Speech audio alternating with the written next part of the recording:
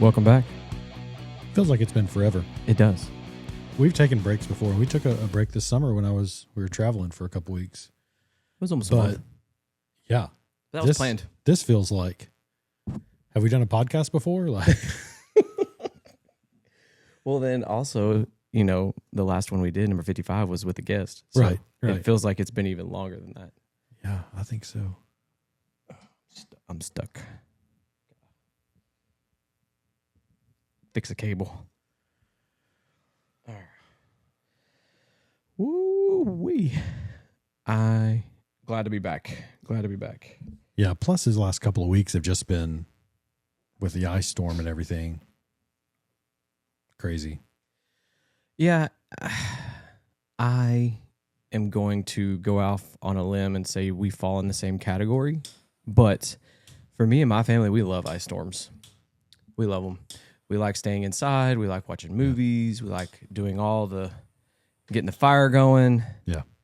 We enjoy that. When you talk around the school, generally speaking, teachers enjoy it, kids don't. Yeah, it's fun. I got sick. So weather started coming in Friday, and we had ice for us anyway. We had mostly ice on Saturday. Then it switched over to snow on Sunday, and the forecast was it was just going to snow for a little bit Sunday morning. We had snow all the way up to like 10, 11 o'clock at night Sunday. Yep. It kept coming down, which is great. The kids love that. And then, of course, no school for 4 days. But I got started feeling bad on Friday, like to the point where I didn't know that I was sick. I was just like feeling crummy, and I was like, man, I think I'm just going to go to bed. You know, and I never. Where you're not sure if you're just being old. Yeah. That's, yeah. Yep. And I don't, being sick never stops me. I go to work. I still work. I stay up. I don't rest like I probably should. And so it was Friday night, and I was in bed at 8:30. Like kids are waiting on the ice to come in. They're excited. You know, wife's made a big old pot of chili, and I'm like, I'm out. Peace. You know, I didn't eat any of the chili. And then sometime overnight, I woke up and everything in my body left my body. That's the best PC way to put it on the podcast. Yeah. Every available exit taken. And it was a very violent, probably couple of hours. Thankfully, my wife is amazing. Helped me through that because anyway, I don't get sick that way that often either. So I kind of don't know what to do. So the last time I was sick like that, I was so sick. Yeah. I thought I was going to die. I had flu, A, B, strep, the whole gamut, the whole alphabet, and running like 104 fever. Yeah. I was sick. I didn't have any. I had a very, very, very low grade fever. And when I say that, I had like a 99.3, which you may think that's like a half a degree. I normally run about a 97 though. So it was a couple degrees high for me. But you know, so that happened. Then I slept. I didn't wake up till 11 o'clock Saturday. And like, I woke up and like, you don't know what's up and what's down when you wake up at 11 o'clock. So I did that. I went to the couch. I watched a good chunk of the Cowboys documentary on Netflix because I hadn't seen it yet. My wife sat and watched a lot of it with me. I watched a Bond movie because I like Bond movies. Which one? The very first one, Dr. No. Okay. I like to watch those in order too. It's not very good. I mean, it's Sean Connery, but they're so much better than new ones. And at 6:30, I was in bed again.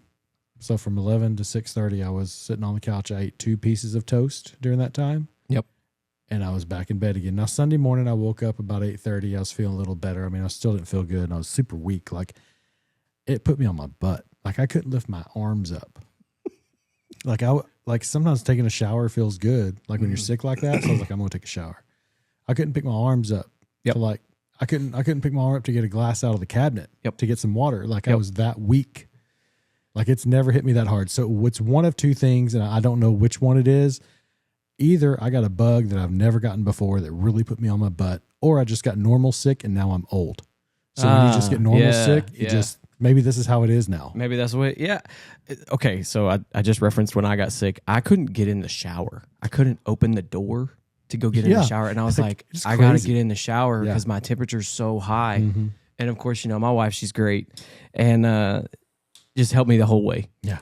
And of course, like when she gets sick, she's real quiet. She goes downstairs, doesn't want to bother anybody. And I'm like, let me help you. Yeah. Let me help you, because I know when I get sick, I want to help. No, I'm the worst. I mean, I do keep to myself, and normally I just keep doing what I'm doing, but this one put me on my butt. I remember Saturday night, like going to bed at 6:30. I told my wife, I'm like, I just need to sit here for a minute and get enough strength to walk to the bed. Like, that's how weak I felt. And of course, I had, evacuated everything from my body the night before and had a whole 2 pieces of toast for the entire day. Yeah. So hey, I didn't have anything in my system either, but still, I've never felt that weak before. Yep. I bet it's a little bit of both. Bet you probably had something you never had, and then we are getting a little older. We are getting a little older. So that's how it started. But then I got to feeling better a little at Sunday, and so we it was still snowing on Sunday. But it snowed a lot. It did. And so we got I took the kids out on the golf cart for a little bit. I told them, we have the boat we talked about, and we have this big tube we pull behind the boat, and it's got the big heavy canvas cover on it. So, and it's not just a tube you lay on flat. It's got little, you sit down in it and hugs you. So it's really good for the little kids on the lake, because they can sit down in it with an adult or my oldest teenager, and they're not going to slide off the side of the tube. Right. So I'm like, this will be perfect. So before the storm hit, I went to the boat and I got it, brought it home, got the sucker aired up. And I'm like, I brought this tube home. I have told the kids I'm towing them behind the golf cart around the neighborhood on the tube. And I'm just can't get up. So I mustered up all the strength I had for Sunday. And we just went and drove around the golf cart because it wasn't on the streets enough yet by that point. Oh, okay. By Sunday afternoon. It was where we live. Now down there building a new part, it was on those streets and it was a little slide. So we got the golf cart fishtailing a little bit, had a little fun. But then when we got up Monday, thankfully I was feeling better because Monday was great. Monday, the place is covered. Yeah. And so there was nobody moving in our neighborhood, by the way, on Monday. Yeah. No one. And so that's the first day we hooked up the tube and went and had fun. Our neighbors have a snowboard, so they snowboarded behind a truck. Oh, nice. And let me just say, because there were some kids that lost their lives doing similar activities, there's 2 different ways to do this. There's sending, and I'm not, we're not parent blaming, whatever, anything. But they're sending teenagers out on the side-by-side, which goes much faster than my electric golf cart, to pull a kayak or canoe behind. And then there's going 10 miles an hour on an electric golf cart, pulling a tube, front. And we pulled it past several police officers who were just checking out the neighborhood, and they were giving us high fives and go have fun, which is great. But I'm afraid after what's happened in our area with 3 kids losing their lives, it won't be allowed anymore, which, kind of makes you sad, but yeah, because it's just come on, practice some maturity, and you can't go out there and go crazy. Maybe it's just because I know about it from towing on the boat, maybe centrifugal force and how you swing somebody out. Hey, these streets are 20 feet wide. Yeah. If you got 20 foot of rope on there and there's trees lining the street. Yeah. I bounced the girls into a tree on purpose one time, but that was very slow speed. Let them get up there because it terrifies me, man. Yeah. Because in our neighborhood, when it did kind of start, this was probably Tuesday or Wednesday, those side-by-sides were flying down our main streets.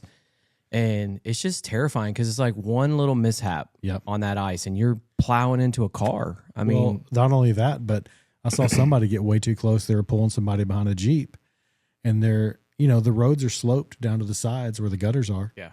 And so that ice, whatever you're on, you're going to slide to the side, and a car was coming up and they almost went up underneath the back wheels of the car. Now a car was sitting still. I'm talking about parked on the street. Yeah. But what they were sliding on almost went up underneath the back end of that car, and then they've got a tight rope that's going to pull them into the back of that car. Right. And cause pressure. You've really got to consider all those things and think about it. And then okay, then you can go out and have some fun and keep it. But then that was Monday.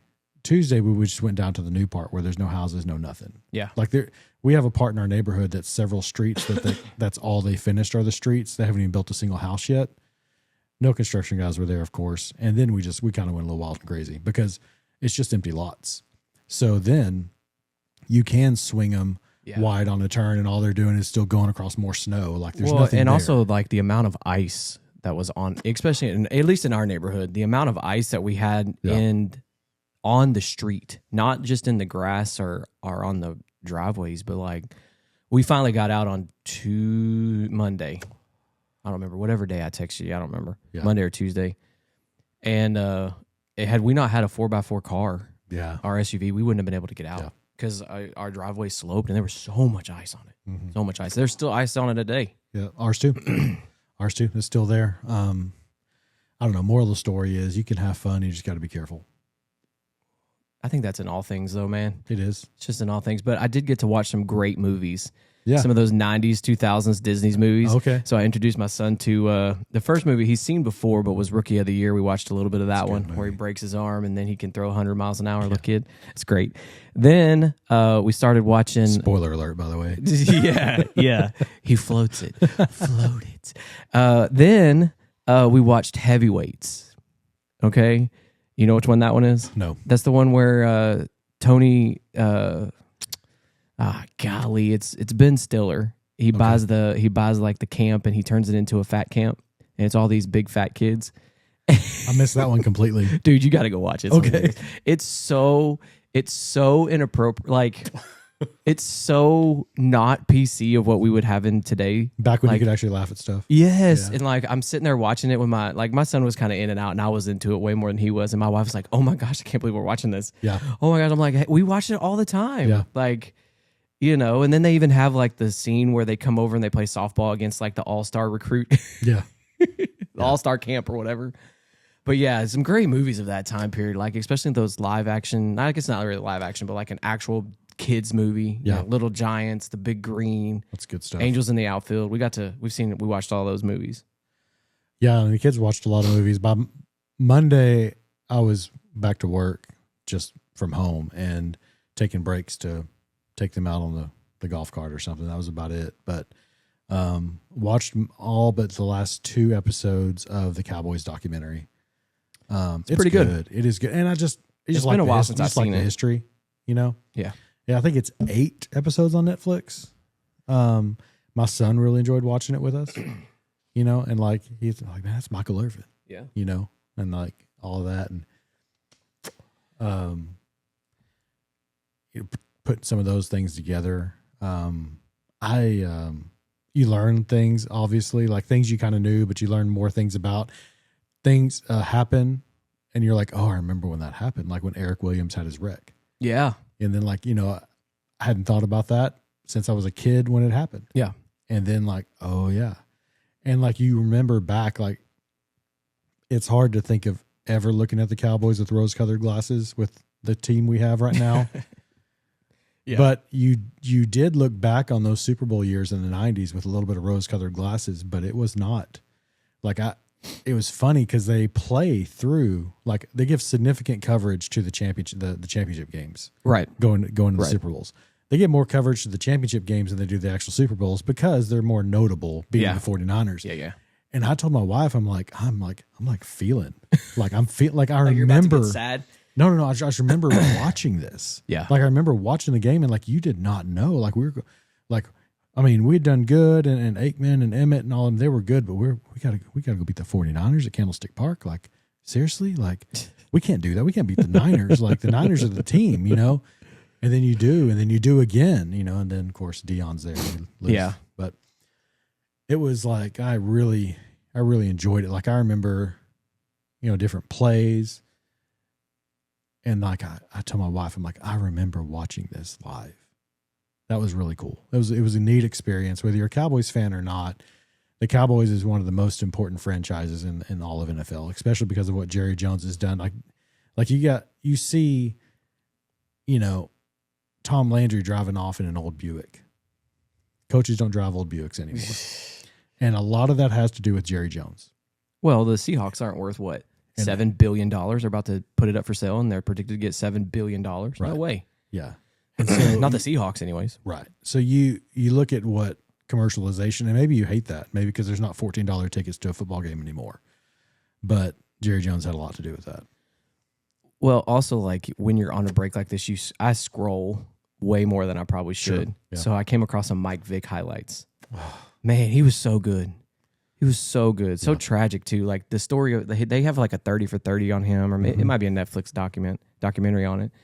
And that's just tragic into a story that ended up being okay long term, you know. But, man, he was so good. Just watching him on the field is like, if he could play it, he was built for this period. Yeah. Where they protect the quarterbacks a little more. Yeah. Like, there were a few highlights that I watched where he was an Eagle, when he went and played for the Eagles. But most of them were when he was with the Falcons. And they're just so good. Just so good. He was really good. He was a playmaker. Well, the other thing I did, too, is I got through the first season of West Wing. Okay. I get it. It took me a little bit, though, because, like, you have to commit to the story. Yeah. Like, you can't I can't watch it in the background like you can right now. But now, I've been through it five when you get through it a couple times, yeah, I'll be able to do that. But I can hear what's happening on screen, and I can see it in my head. Yeah. Like the Supreme Court justice gets arrested because he's Hispanic. Yeah. The great scene. Like that whole thing is good. Just I would imagine that minus Biden, because you got like I would imagine that Trump's presidency was very similar to where, you know, kind of how that's played out. Just the dialogue of like, you know, the press secretary, secretary of state, all those people that live and work in the White House. I say live because they literally do live there. Well, not literally, but, and it just it seems to be that's how it plays out now. Yeah. I mean, I don't know for sure, obviously, but that's what it seems to be. They got a lot of actual politicians and White House senior staff to advise on the show. But I'll say the one thing that makes the West Wing good, putting the plot and politics and Bill Clinton's presidency and everything aside, Aaron Sorkin is the writer. He's the showrunner, and he wrote it. And he also wrote The American President, that movie. What I like about his writing style is he does not tell you everything going on.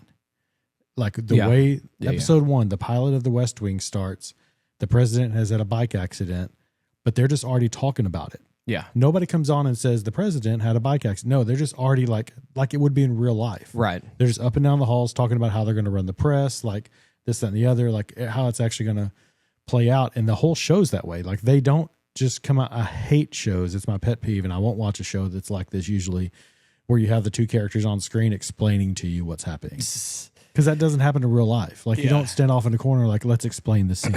You know? So I hate that. So Aaron Sorkin writes where you have to, that's why you have to pay attention, because things have happened off screen that you don't get, you don't get all the details for. Well, and also like the characters are starting to develop a little bit more. So you're kind of understanding the personalities of them. Yeah. Like, it's like episode, I think there's 20 episodes in the first season. So around 18-ish, they introduce that he has multiple sclerosis. The president does. And then it makes me think about like today's president, like if the president had like a terminal illness like that, what does that even look like? Mm-hmm. You know, like with Biden, we saw the decline, the cognitive decline. And even now Trump, you're starting to see him ding his hand, you know, and everybody covers it. And everybody covers it. So how would something like that play out now if we had a president? You know, you think about FDR too, right? Where he was in a wheelchair. Right. How would that look in today's society? I know Greg Abbott is a really prevalent governor who's in a wheelchair, but like he doesn't have a condition, if you will. But the other thing that I did watch a lot of is flipping back and forth between like the news and just seeing what they were talking about. Mm-hmm. I watched a lot of C-SPAN too, but I'm a nerd. But like just flipping back and forth of what they're talking about, and some of the things that they were talking about, I didn't even know were going on, because it's like I'm not connected to cable news anymore. Right. You know, they were running an article about something that was happening in Utah, and I had seen nothing on Twitter about it. literally, and I don't even remember what the story was about. I'm like, Utah, what's going on up there? Yeah. You know what I mean? Like, and they were making a really big deal about it. I don't remember which news station it was, but I did flip back and forth between the two big ones, CNN and Fox News, just to check it out. Yeah. I don't ever really watch cable news, and I know you don't either. So much of cable news now has so many commercials too. It's hard to like. Man, I hate commercials because they're just. I think they're losing money hand over fist, and so they're having to run so many commercials just to keep what they have on the air. Mm-hmm. But you can't. And I don't like. Rogan says this. Conan O'Brien says this. A lot of podcast people say this. That just the having 3 minutes with someone, you just can't. You can't have a conversation. Yeah. And so it's. I hate just that you'll get that snap and people. This little snippet of people talking and they're talking over each other and then it's like, oh, no, back to commercial talking about, pain pills or something and like chair things that go up the stairs. And the amount of side effects on some of that stuff. No, I'm crazy. Like, holy cow, why would anybody even want to take this? Yeah. If I see something, I can go look and find clips of it, Yeah. But, I really haven't watched it. I did watch, and speaking of weather and football, Good Morning Football had this long segment, and they were all in agreement. Every single person on Good Morning Football thinks that football will suffer if we don't have any more snow games. So okay. I'll tell you how I feel about it. I disagree with them. I think snow games are cool because you see the snow coming down. That's where it ends for me. Yeah, I don't that like Buffalo game was hard to watch. I don't like 14 punts. Running 3 yards at a time type of football games. Yeah. And that's just my preference. I know a lot of people actually like that. They like the slugging it out inch by inch, yard by yard, maybe get close enough, there's no 60-yard field goals getting kicked in snow games, right? So maybe get close enough for a field goal, try to punch one in, low scoring, 7-3 games. Like, I don't like that. I said Buffalo. I'm in the Broncos game. Yeah. Yeah. Sean Payton looked cold. I don't like that kind of football. He looks so cold. Yeah. He looks so cold. He is he looks rough to me. It's a long season, brother. It is, but also like when as we said a while ago, we're old. When he left and went down to New Orleans, that coach scared me. And he's still a good coach, but he had, youth and vigor and vitality on that sideline. And he was he'd throw the headset and like coach the team, those Drew Brees years and things like that. But now, man, he just looks old and like almost like he doesn't want to be there. Well, I think he's hunched up like this and got the scarf on. I'm like, buddy, you are a warm weather coach. Yes, he is. Maybe that's what it is. And I think that this generation of player doesn't need that anymore. Yeah. Right. And we've talked a little bit about this, and we're going to talk a little bit about kids and education. Got his glasses on, fogging up all the time, And I just don't think that the player responds to that anymore. Yeah.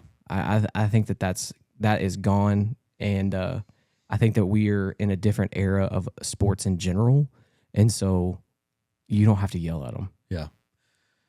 I'm excited about our new Dallas Cowboys DC. Yeah, I don't know a whole lot about him. I don't know a lot about him, but I like that he's an up-and-comer. I like that he's young. I like that Philadelphia, the team he left, first of all, I like getting one of their good coaches. Yep. That makes me happy. Yep. And I like that they were upset. Yep. That's what you want to see. Like you'll always get the generic, well, we wish him the best, good step for his career. But like you had Eagles, especially like Cooper DeJean, coming out and saying like, dang it. They got a good one. They got it. Well, and then they declined to let the Eagles interview one of our guys. So right. But also what I like about it is Green Bay wanted this guy. Yeah. That's why the Cowboys had to make a deal with him before he got out of the building, because the next day he's going to Green Bay and they were going to hire him. Yeah. It was a done deal. So I'm glad that Jerry didn't follow his mantra of deadlines, get deals made, and got it done. Well, it just felt like last year we waited so long to get any type of traction on anything. Right. We talked about this a little bit with Micah and some other players, that they waited so long to sign. You can't do that anymore. Yeah. And the NFL is changing. And as we talked about with Lee, like either Jerry's going to be there whether a fan likes him there or not. Yeah. But we still have to avoid this catastrophe that we had this year. I mean, obviously there were some things that played into it, but there was personnel issues that we knew going into it. Mm-hmm. And you have a perfect example. The only reason I'm going to really pay that, I mean, it's a Super Bowl, so I'm going to pay attention, but is Tank Lawrence. Like, he literally said, I'll never be able to win in Dallas, and here he is in the Super Bowl. Yeah. And that's, I mean, I'm rooting for him because I think he's a good guy. I don't think he really wanted to leave here. Right. But he needed to chase a ring. Super Bowl season also brings award season. Are you excited? I wouldn't say excited. I watch. I didn't watch the Globes. I usually will. I get excited for the Grammys. It's tonight, right? Yeah. Yeah. So I will watch the Grammys. But I'll kind of watch the Oscars, but I'll watch the whole Grammys. I like music. The Globes and Emmys and all that kind of stuff. Tonys, I don't ever usually watch those, but I'll watch the Oscars just because you learn about movies. You know, I've watched a couple movies because I saw them on the Oscars. That was the other thing. I tried to watch every single Best Picture nominee. Oh. I tried to. Well, we were on a break, man. This year? Yeah, for this year. Okay. Sinners. That's just so weird. It's a weird one. I didn't get all the way through that one. Well, then you missed the best part. Okay, well, I couldn't get past the guy running weird. That creeped me out. I was like, okay. It's a vampire movie. Spoiler alert. Yeah, I kind of picked up on that. If you like vampire movies, I think you'll like it. It's a different take on kind of the way vampire movies have been done in the past, and Michael B. Jordan's a great actor. Like, it was just too Sinners, weird. that movie is like squarely in the I can watch it. Yeah. You know? But I'm not paying to go watch it. And I wouldn't recommend anybody like pay it or like go buy the movie or anything like that. But if you just want like a good and you're cool with vampire movies, kind of different take on a vampire movie, yeah, you can sit down and watch that movie. It's all right. I watched the Rock movie. Now, that's not up for Best Picture, but it is up for makeup, hair and makeup. It was a great movie. I really enjoyed that one. They did a great job of like making him the character that's in the movie, but not like making him the Rock. Oh, okay. Does that make sense? Yeah. Because he's a good actor, but at the same time, he plays that part very well. I should have had the list pulled up right here, but it's taking forever. The one with Leonardo DiCaprio. Did you watch that one? One Battle After Another? Yes. No, but I heard it's all right. Watched the first 20 minutes and then was like, meh, I'm out. Okay. Frankenstein, I started it, didn't finish it. I was kind of like, meh, also.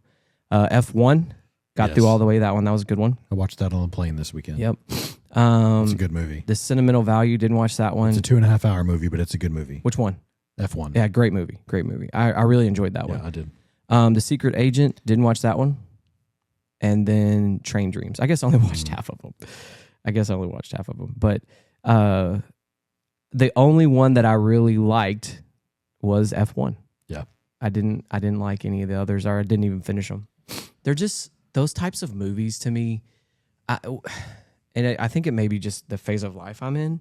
I don't want to have to think too terribly much. Like Rip, the new movie Rip with Ben Affleck. And did you watch that? I did. It was okay. Like not life changing. Never gonna be an Oscar. Yes. It goes back to what you were saying though about it a while ago about explaining the whole premise of the movie every 10 or 15 minutes. Did you watch the interview with those two guys on Rogan? They talked about how Netflix. I watched it on.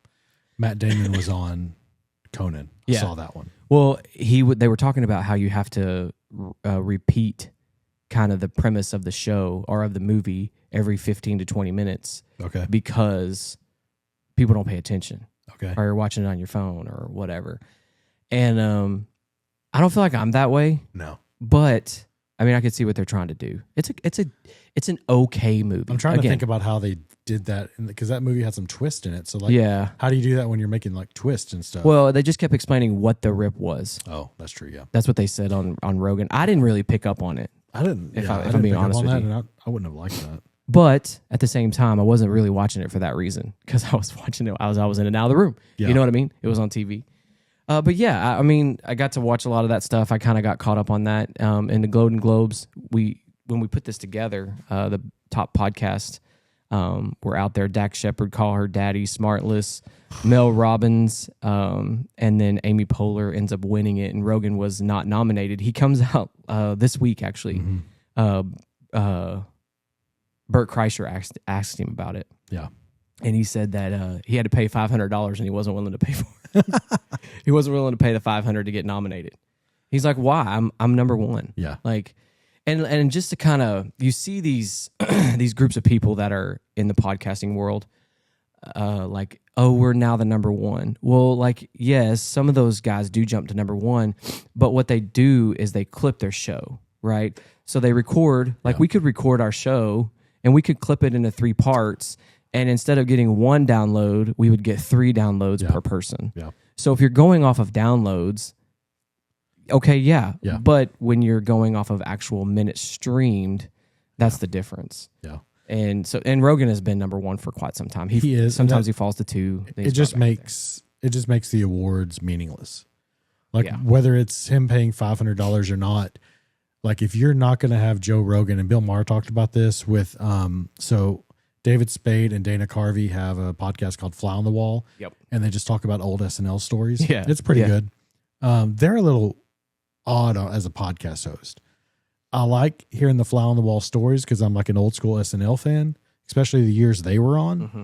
But they're just kind of weird to me as hosts, and like their stick gets old pretty quickly. But besides that, the only movie I ever walked out of was Dana Carvey's The Master of Disguise. I love that movie. Oh, God. It was awful. We walked out. Turtle. I love that movie. I'm going to be the master of disguise. It's a really good movie. We walked out of it because it was just so bad. I disagree. Anyways, continue. Sorry. Twitch, get back to us on that because that's a good movie. And so they were on Maher's podcast, The Room. What is it? Something Room. Anyway, not his show, his podcast. And Bill Maher was like, this is meaningless. Like Joe Rogan's number one. If he doesn't win it, then your award is meaningless. And like, I agree. And the same thing, if Bill Belichick's not a first round Hall of Famer. Holy cow, what in the world? The Hall of Fame is meaningless. Yeah. Like, that's the thing. Like, the Golden Globes are meaningless. The podcast award is meaningless. And some people are listening to this thing like, yes, it's been that way for years. I know. I'm not trying to say that before this happened, the Golden Globes just had all this meaning or something, but it just proves how meaningless it is. Right. When the actual number one isn't even nominated, much less win. And well, the same thing goes for the Grammys over the last couple of years. Morgan Wallen has been the number one downloaded and streamed artist in the world. Yeah. And he didn't get an award the last 2 years. I haven't seen if he's nominated this year or not. But I will say I don't care who wins the Grammys. I watch the Grammys for the performances. Yeah, I should clarify that. Not like to see, who's going to get best song? Who's going to get best new album? I don't care. Those things a lot of times are so dang political and like I don't agree with.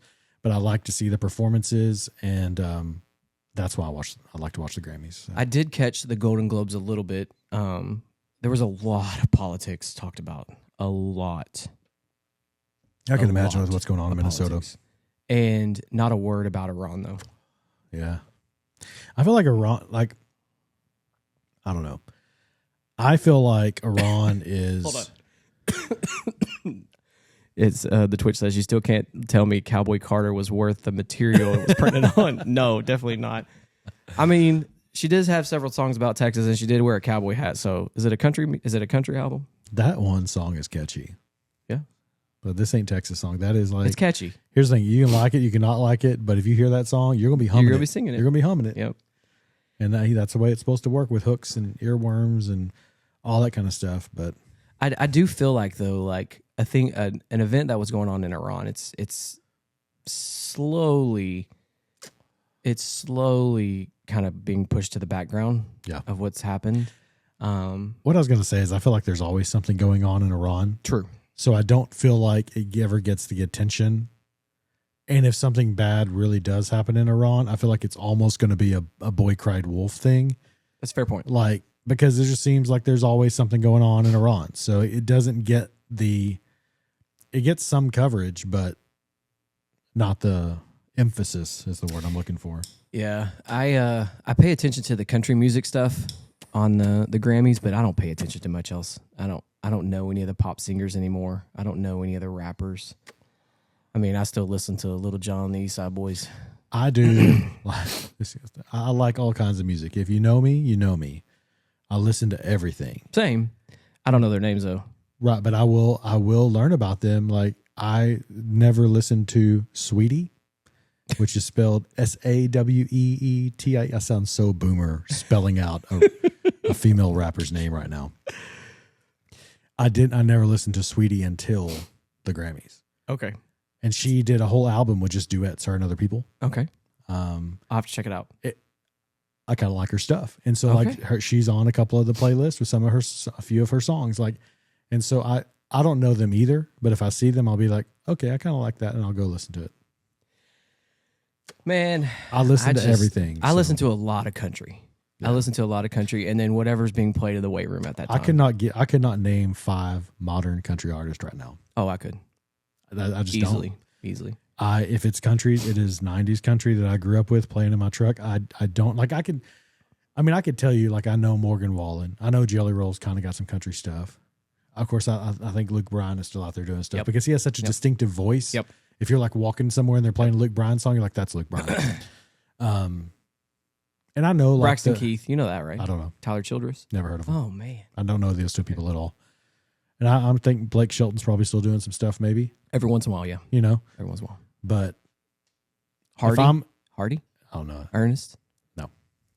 Red Clay Strays? No. Oh, man. I've heard that name. Oh, just because it's interesting, Red Clay Strays, but yeah. I could not, if you played one of their songs, I couldn't tell you that's them. I think you would like that one. Check that one out. I'll check it out. Check that one out. I do like to, there's a reel that is perennial. It'll go around. It's the same message, but it'll be a different video. And it talks about like your boat music on the way out for the day and your boat music coming back. And the funny joke is like on the way out, it's all this country music. And on the way back, it's booty shaking music. And it's all the lights on the boat going and everything. And that's a reel that's real common. And so like I do, not the booty shaking part, but I do like to put a lot of country on. You do the booty shaking part on the boat on the way in and on the way out. Oh yeah, 100%. That is me. But no, this is from I do like country music on our boat playlist. So I'll look up maybe some Red Clay Strays would work for the boat. That's not boat music. It's not. No. Well, what is boat music? Just seems to be good. That's more of like, I don't know. Yeah, they got some stuff that you could play on the boat. I'll check it out. It kind of got to be upbeat though. But this image right here is from Hardy. This quote comes from Hardy. Cool. It's from his song "Quit." Yeah, no idea who that is. So we've made it through the first year of Trump's first year of his second term. What's your grade for it? I think like it's really hard to find where he's messed up. If you want people to grade it on if they agree with his policy, I don't feel like that's what you're asking. I feel like as a president, he ran on certain things. The population elected him to do those certain things, and he's done those things. He has had some missteps, overpromising in some areas. Allowing his people to go out and overpromise on the Epstein files is a big gaffe. You know, they did just release a bunch this weekend, but like 3 million documents. That was going to be a day one type of full disclosure, and it never happened. 3 ring binders. And then saying that she's got the black book on her desk. Yeah, you know, Pam Bondi's misstep there. Kash Patel overpromising, and we talked about on the podcast. I feel like that was before they got in office. Yeah, saying stuff, and then once they get in office and see it, then they realize some things and kind of changed up the flow. So I'm going to give him a ding on that. But my goodness, everything else. I'm a solid B. Yeah, I think so. I'm a solid B. If we hadn't overpromised on I say we like I'm involved in his in his cabinet. But if he hadn't overpromised on the Epstein and he hadn't overpromised on Russia and Ukraine, 100% overpromising there as far as like ending that war on day one. I think, Trump is just Trump. He's going to say Trump things. And I think what he meant and what he probably should have said is like, I'm going to be working on this starting on day one. It's going to be a priority for me to end this war starting on day one. That's a more accurate way to say that. But instead he said, no, I'm going to end the war on day one. I could end it with a phone call. Like he made those types of claims because he's Trump. The other thing that I'll get on him on is like, I don't think he has done enough with the economy. Yeah. It's one of these things, man, where you have this idea for tariffs and judging tariffs on their own merit. Sure. Okay. We can have that discussion, but coming out of, unprecedented and crazy inflation, you've got to consider how that affects consumer goods. And like, I feel like he took too long to come off the tariffs. Like he just tariffs, pushed it so hard because that was his idea and he wanted it so badly as part of his economic plan that he didn't back off and get more targeted and strategic and surgical with it sooner. I also think he gets a lot of credit from me. He gets a lot of credit from me for the peace negotiations that he's done. Yeah. And he ended what, 7 different wars? Something along those lines. Wars we didn't even know were going on. Existed. He gets that. He gets ending the Gaza conflict. Yes. The Gaza conflict. The military actions that we have done thus far, extremely successful. Yeah. Regardless of, I'm putting politics aside. It's almost like I wish we could give him more of a report card. Yeah. Instead of like an overall GPA. Yeah. And be like border A+. A+. Military action, A+. Yes. Tariffs, B+. Well, economy, like I'm giving you, I'm not going B+. Like on the economy, I'm giving you a solid middle of the road B. I got you 85% on that. And then which is great, which is good. Still really, really good. Yeah. And I think too, like if you think about the Ukraine-Russian conflict, it's so complicated. Yeah. And he understands that, but I don't think the everyday average, like you and I understand that, but in terms of like political geopolitics, we're not the everyday average person. Yeah. But I don't think the everyday average person understands how truly complicated that is. Yeah. And so I'm gonna say like a B- to a C+. Yeah. Because like you overpromised, you said things on the podium that there was no way that you were going to be able to fulfill. Yeah. So in that, as far as that goes, and then everything else, I think on Epstein, I'm like D is for diploma. Yeah. Like I feel like on Epstein, he squeaked by and did just the minimal of what he could do. On that. And I keep waiting for the reason why they held it back. Like I get why they want to protect the victims. I understand that. I keep waiting for, what do we call it? It's called something in politics. Shoe to drop? Yeah, not that, but it's called something in politics, like the Black Monday or the October surprise. That's what I'm talking about. Okay. I keep waiting for that to come, and it hasn't happened yet. We're in election year. we are, but I keep waiting for that to come, and it hasn't happened yet. Yeah. But apparently, there's still like 2 million files and documents that haven't been released yet. Yeah. So I think that. Did you see some of the names that came out of this last? Yeah, I saw. See Steve Tisch? I saw that. And Bill Gates? Yeah, I saw that. And Elon's in there. Yeah. And his daughter came out, or one of his daughters, I guess, came out and said, "Yeah, we did go, but we were only there for a short period of time." She said it at time, but and he reposted one of the emails himself and said, "I 100% wrote this," and it's basically Epstein's inviting him up to the UN General Assembly, where he's going to be there with girls, and Elon writes back like, "That would be a colossal waste of my time. Like, I'm running 2 companies. SpaceX is about to launch. Like, and be probably the most important rocket company in the world." I guess I just assume too that every single person that's a political power is probably in there in some form or fashion. Yeah, like they even alluded to some like that maybe H.W. Bush was at Epstein Island at some point. I don't want this to sound like I'm defending him at all. I really don't, or I'm sugarcoating anything. So let me give that caveat. I think there were also people involved with financier Jeffrey Epstein that weren't involved with girl sex trafficking Jeffrey Epstein. It's fair. And so you could have, and it doesn't make it any better. It doesn't, but you can have dealings with a fundraiser, a very rich person who also does this, and you're not implicated in the sex trafficking ring either. Yeah. And I think there's going to be some of that. Like, I guess what I'm trying to say is that we know Jeffrey Epstein for this one horrible thing. Right. He did other things. Correct. And was very successful at those things. And he had, connections with other politicians and business leaders and important people doing these other things. that other people could have connections with it where they had nothing to do with the island or any of that other stuff. And I'm not trying to sugarcoat it or dismiss anybody who had any type of dealings with Epstein, but I don't know. Like we said, every time we talk about it, I'm done talking about it.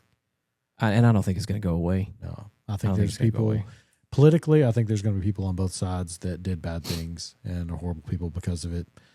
I don't know, but while we're talking about grading stuff, man, we went out last night or Friday night. Daughter watched the kids, and our meal for an average meal was $115. Yeah. We went to Doty's down at the harbor. Oh, yeah. Went down there for crawfish. They didn't have any crawfish, so we just stayed and ate. It was average food. Yeah. It wasn't great. And I get you're paying for going out. Like, I get that, but like, it's so dang expensive. It is. It's so expensive. And like the waiter was not great. It was a high school kid. He kept dropping stuff. Like he dropped twice. He dropped something right at our feet, got on my shoe. And I wear white shoes, so it was like kind of hacked me off a little bit. But I didn't yell or scream or anything. It's just instead of tipping the normal 25%, I only tipped 15. Yeah. So he still got a $15 tip for nothing, But I still feel bad, because I don't want to be that guy either. Right. But it's just so expensive to do anything. Yeah. I think that playing back into our grading of Trump, like that's why it's going to be so hard on the economy, because the economy can be doing better, but a lot of people can still feel like it's not. Like people generally feel like they don't make enough money, just in general, regardless of how the economy's doing, because we can, because of our lifestyle and how we live. Like if you get a raise, it's real easy for you to spend that money you just got that raise on. So I ran across this, a tweet and then a guy's response to it. So it's a tweet and then a guy responded to it on Facebook. And like, this is part of the conversation. This is not like the be all end all answer as far as like inflation goes. Things are more expensive. Trust me. I don't want to come across as naive. I have 6 kids. We buy a lot of groceries, and I have a teen driver, and all those things are expensive, birthday parties and all that too. I get it. But this is part of it too. So here's the tweet. This guy says, in the 1950s, families lived in small houses with no AC, 1 car, and no savings. They had 4 kids. Today, we have the highest standard of living in history and 0 kids. Stop blaming cost of living. It's a fundamental change in character. He's not 100% right, and he's not 100% wrong. This guy elaborates on that a little bit. Oh my gosh, that's small. I'm gonna pull it up on my phone, dude. I can't even read that. That's too far away for us. Like we'll put this up on the YouTube, Twitch. I'm sorry, I'm just gonna read it to you. But sorry, I keep coughing into the dadgum mic. You gotta quit smoking. All right, it's not because of that. So this guy comments, is this the harsh truth no one wants to hear? A lot of cost of living complaints are really cost of expectations problems. Again, there's some truth to that. Somewhere along the way, we upgraded what normal looks like. There's a ton of truth to that. More house than we need, 2 car payments, subscriptions we forgot we have, which that drives me insane. Convenience purchases that add up quietly, 100%. And then we act shocked when the math does not work. Yes, prices are higher. Duly noted. Housing and childcare are brutal. 100%. I'm not pretending those are not real, but if you're trying to build a life on 2010 income with 2026 expectations, you're going to feel broke forever. And that's what I'm talking about with like Trump and the government. They can make the economy better, but there's a lot of people who are just going to feel broke forever, and that has a lot to do with expectations. He says a couple more things. The most unpopular financial move is not making more money. It's living smaller than your peers and being fine with it. Once you get there, then focus on making more money, and the journey becomes much more satisfying. So a lot of good, yes, things are more expensive. Yes, housing is brutal, especially right now. Yes, childcare is crazy, dumb, expensive. But there is something to be said for, here's the thing, like so many people, if they get a little bit more money, if they get a little bit of a raise, they're so quick to spend that immediately. And I really challenge you, if you're disagreeing with what this guy is saying, to really take a hard look at everything you spend. Because if you do that, like I'm an accountant, I just do it for fun. But I know people who don't keep budgets and like just look at the bank account and that's how much money they have. That would drive me insane. Like I wouldn't be able to go to sleep at night. I know like at this point in the month, I've got this much money left. I got this much more coming in on like a paycheck coming later in the month. And then like I have this many more bills to go. Like, right. I track all that stuff. And I think a lot of people do, but there's a lot of people who don't. Like just, you know, if they run out, they run out. They're not really watching it. The first step of making anything better is just measuring it. Like the old adage says, you can't manage what you don't measure. And there's a lot of people spending a ton of money going out to eat, like we just talked about. Like we just don't. Yeah. We do, but much less than we would like to. It is. And then when we do, like we're okay with splitting something. Right. Like, listen, we're not, if it's for an occasion, like, and that's kind of the rule we have. It's not expressly followed, but kind of the rule we have is like, we're not getting our own stuff at a nice restaurant unless we're out for an occasion. Right. If we're just stopping somewhere to eat, it's like, you know what? I don't have to fill up on this. Plus, restaurant portions are usually pretty dang big anyway. Yeah. So it's like making little decisions like that, expectations. And I know there are some people on every end of the spectrum. There are some people like, no, listen, like this is how much money I make. These are just basic bills, like just to have groceries, just to have the lights on, the house payment, you know, whatever, things like that. And it's barely scraping by. And then there's some people who are making more than that, but spending like crazy. Like, listen, I know people also who DoorDash every dinner to their house every day. That's crazy. And don't cook at all. That's crazy. Like you are so much cost. Spend your money however you want, but do not complain to me about how bad the economy is if you're not cooking a single meal. Well, I think it's multi-tiered. Okay, first off, like for us, like in my household, like we've talked a ton about student loans, or at least I have, right? And so when the economy crashed in 2008, it was go on public service or take out a loan. Yeah. And that's what we chose to do. So now we're living with the repercussions of that and paying some of those back. I think a lot of times too, in our area, I can speak for our area, it is so expensive to buy a house right now. Yeah. It's so expensive. Yeah. And so like if you want that, there are programs that you can go look into, but you're going to have to pay so much money to get them. Yeah. Right. And your house payment's going to be $2,500 to $3,500 to $4,500, depending on what size house you have and what size, you know, how much down payment you have. And so like when you're looking at 25 to 30 and you are barely making ends meet, how are you going to afford? Like there's no way to visualize that aspect of life. Yeah.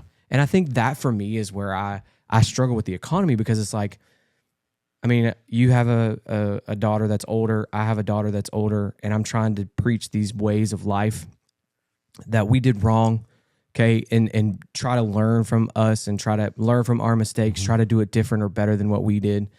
And she's killing it right now. But like envisioning her trying to purchase a home, it's almost impossible at the moment. Yeah.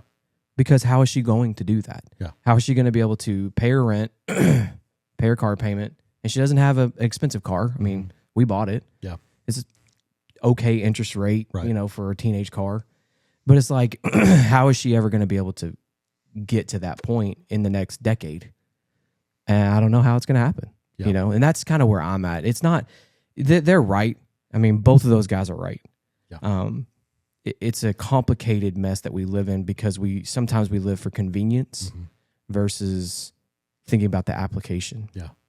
Like, are you willing to go pick up your groceries? Are you willing to pay the extra $15 a week to get them delivered? Yep. Okay. Well, if you're willing to have them delivered, that's $45 to $60 a month. Yeah. That you're now expenditures on that. Yeah. That's not even for food. It's just for the delivery fee, not including sometimes not even the tip. And so I just think that a lot of times we live for convenience, and then it's convenient to complain about it too. Yeah. And so we are finally at a phase of life where it's probably been the last 5 years or so. We're like, we pay all of our bills and we put our monthly stuff aside, and we're like, okay, well, we have a little bit extra. Yeah. After we've, paid all the stuff that we have to pay, budget for groceries, budget for gas, all the things that are extra things that you have, like, Little League baseball, Little League soccer, volleyball. Kids need new shoes. It's the seasons are changing, so you got to buy hoodies and jackets or shorts and tennis shoes, or we're going back to school, and Right. There's always those emergency things. I say it quote unquote emergency, but like even healthcare. Heck, we're doing our taxes. And the amount of money, I know this is an ongoing comment from me, but the amount of money we pay for insurance boggles the mind. Yeah. Boggles the mind. And we are relatively healthy people. Yeah. And we pay so much money for It insurance. is crazy. And it's not even good. But yeah, I agree both what you're saying. Like, living above your means is hard. It's a hard thing to learn. It's a hard habit to break once you start, because you enjoy those things. You do. And you enjoy, like, you want to be, sometimes you just got to like hang out with better people. And this is a huge part of it. And if anybody ever asks me for advice, I don't give financial planning advice. I just like officially, but I'll tell people, not for my, like, cause I've done anything great myself, just because I've seen a lot because of my job as a CPA. I just have seen a lot of people win. I've seen a lot of people who look like they have it all, and every single thing has got a 95%, 100% loan on it. Like, you've got people who have a lot of stuff they own, and you got a lot of people who have a lot of stuff that the bank owns. And and those two people you can't tell the difference for on the street. But I will tell people that having good people to hang out with that you're not trying to impress or not trying to match up and live their lifestyle is one of the best things you can do for your financial sense. Because if you're trying to match somebody else who's got 2 side-by-sides to go run around on the weekends for, Right. and driving big new vehicles and 3/4 ton trucks and all this kind of stuff, you're trying to match that, and that's not you, then all you're going to do is fail every single time. And it's going to catch up to you, and then you're really going to be in trouble. And then it's just deadgum embarrassing. Yeah. So if your friends are pushing you to live outside your means, or you're just pushing yourself to live outside your means because of who your friends are, find better people to hang out with that don't care about that kind of stuff, that's one of the best, because peer pressure, money, just like anything else with, fitness, health, eating right, is all behavior. Yeah. That's why Dave Ramsey has his system. His system, like, for having zero debt, like no debt, like never, ever, ever, ever having debt, is a way to look at it. I don't follow it. We benefit every single year from points we get on credit cards, and Dave Right. Ramsey would shoot me down Right. if I ever got on there and said that. But I can also show you my credit card statement and show me not a dime of interest ever paid. We put everything on it, and we get points, and we take free trips. Like, that's how that works. But that takes discipline. Everything with it is behavior. And if you have people pushing you to behave in a way that's living outside your means, then you got to hang out with different people, or you're never going to get ahead, unless you just flat out have the discipline to do it. And most people don't. Well, and I got nothing else to add to that, because you're exactly right. And it's hard, even like as yourself, like I see it all the time, man. yeah. I'll say one more thing on tie a bow and move on, because I know some people who just recently, I saw the complete timeline of events. I saw them hanging out with some people who had some cool stuff, some cool toys. Saw that for a couple months. You know what I saw a couple months later? Them buying those cool toys. Yeah. Now, here's the caveat to it. I don't know their situation at all. Yeah. Maybe those cool toys were bought in cash, and like they had all that expendable income, and it's no big deal. I don't know that, but you see that story a lot, where Yeah. it kind of change your lifestyle and you're not really there. And then it stinks, man. Buying something that's supposed to be fun and it turns out just to be a burden that you worry about every month, that's no fun. Well, then you got to hustle to pay for it too. Yeah. So then you don't have time to enjoy it. Yeah. That's like, yeah, we have a boat, but I'll tell you, it's a 15-year-old boat. Yeah. that was not that expensive, but it is a great boat. It's a nice big boat. The whole family fits on it. But man, there are $200,000 boats out there. Yeah. On the lake every weekend. And maybe those guys, that's nothing for them. And I hope it's not. But I just can't imagine like trying to pay for that thing. Like then I'd be working all the time to pay for the boat and never on the boat. Yeah. That sucks. I love my boat. It's almost boat weather. Oh, I can't wait. I'm over this cold weather. I flew over Lake Mead and I took some pictures. I should have. We'll put them on the socials because we talked about that with the bathtub line. Uh-huh. And any better? No. Oh. But they did move the marinas. Like you did see the marinas like on dry land, but they've moved them out. They're back in the water again. The ones that I normally fly over. Nice. So, I want to talk a little bit about propaganda, and then we can hop into Minneapolis. This is posted by a local. It's not super clear. I reshared it on our Facebook, but this was posted by a local pastor. He's a big church pastor. He's doing a lot of stuff. He doesn't necessarily preach politically, but he does have a political podcast where he kind of reacts to stuff. If you're in this local area, you'll know exactly, who I'm talking about. But the image on the left, I guess, it's on the left of the screen, is the picture of the ICE, the 5-year-old little boy that was taken in by ICE. Yeah. He's now been reunited with his family. Okay. But his dad was being served arrest warrant and he ran. Yep. Okay. And so the media shows you the image on the left of the little boy being looks to be detained. Yeah. And we're seeing now the Homeland Security comes out later and shows us tells us the exact story, what happened. These things have both been confirmed. Also, the one on the left is true. Like, right, he did get taken by ICE agents. Right. Okay. The little boy. Because the alternative would be leave him there abandoned. Right.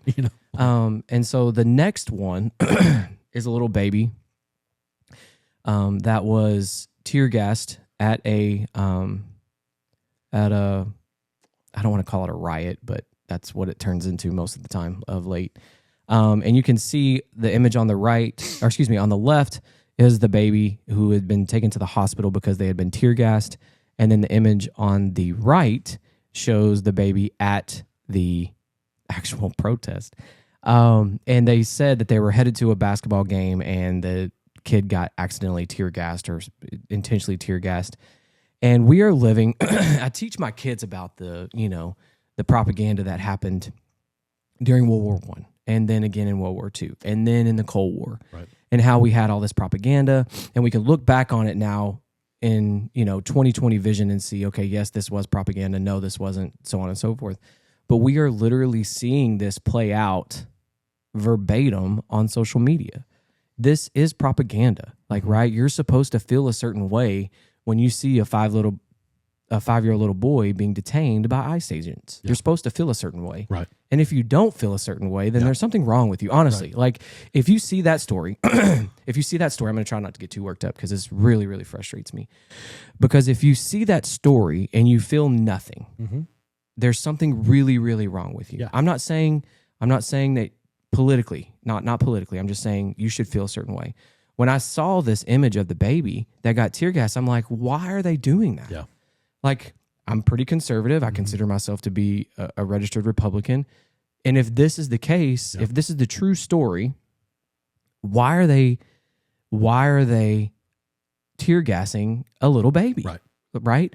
Well, then on both sides, we get the flip story, right?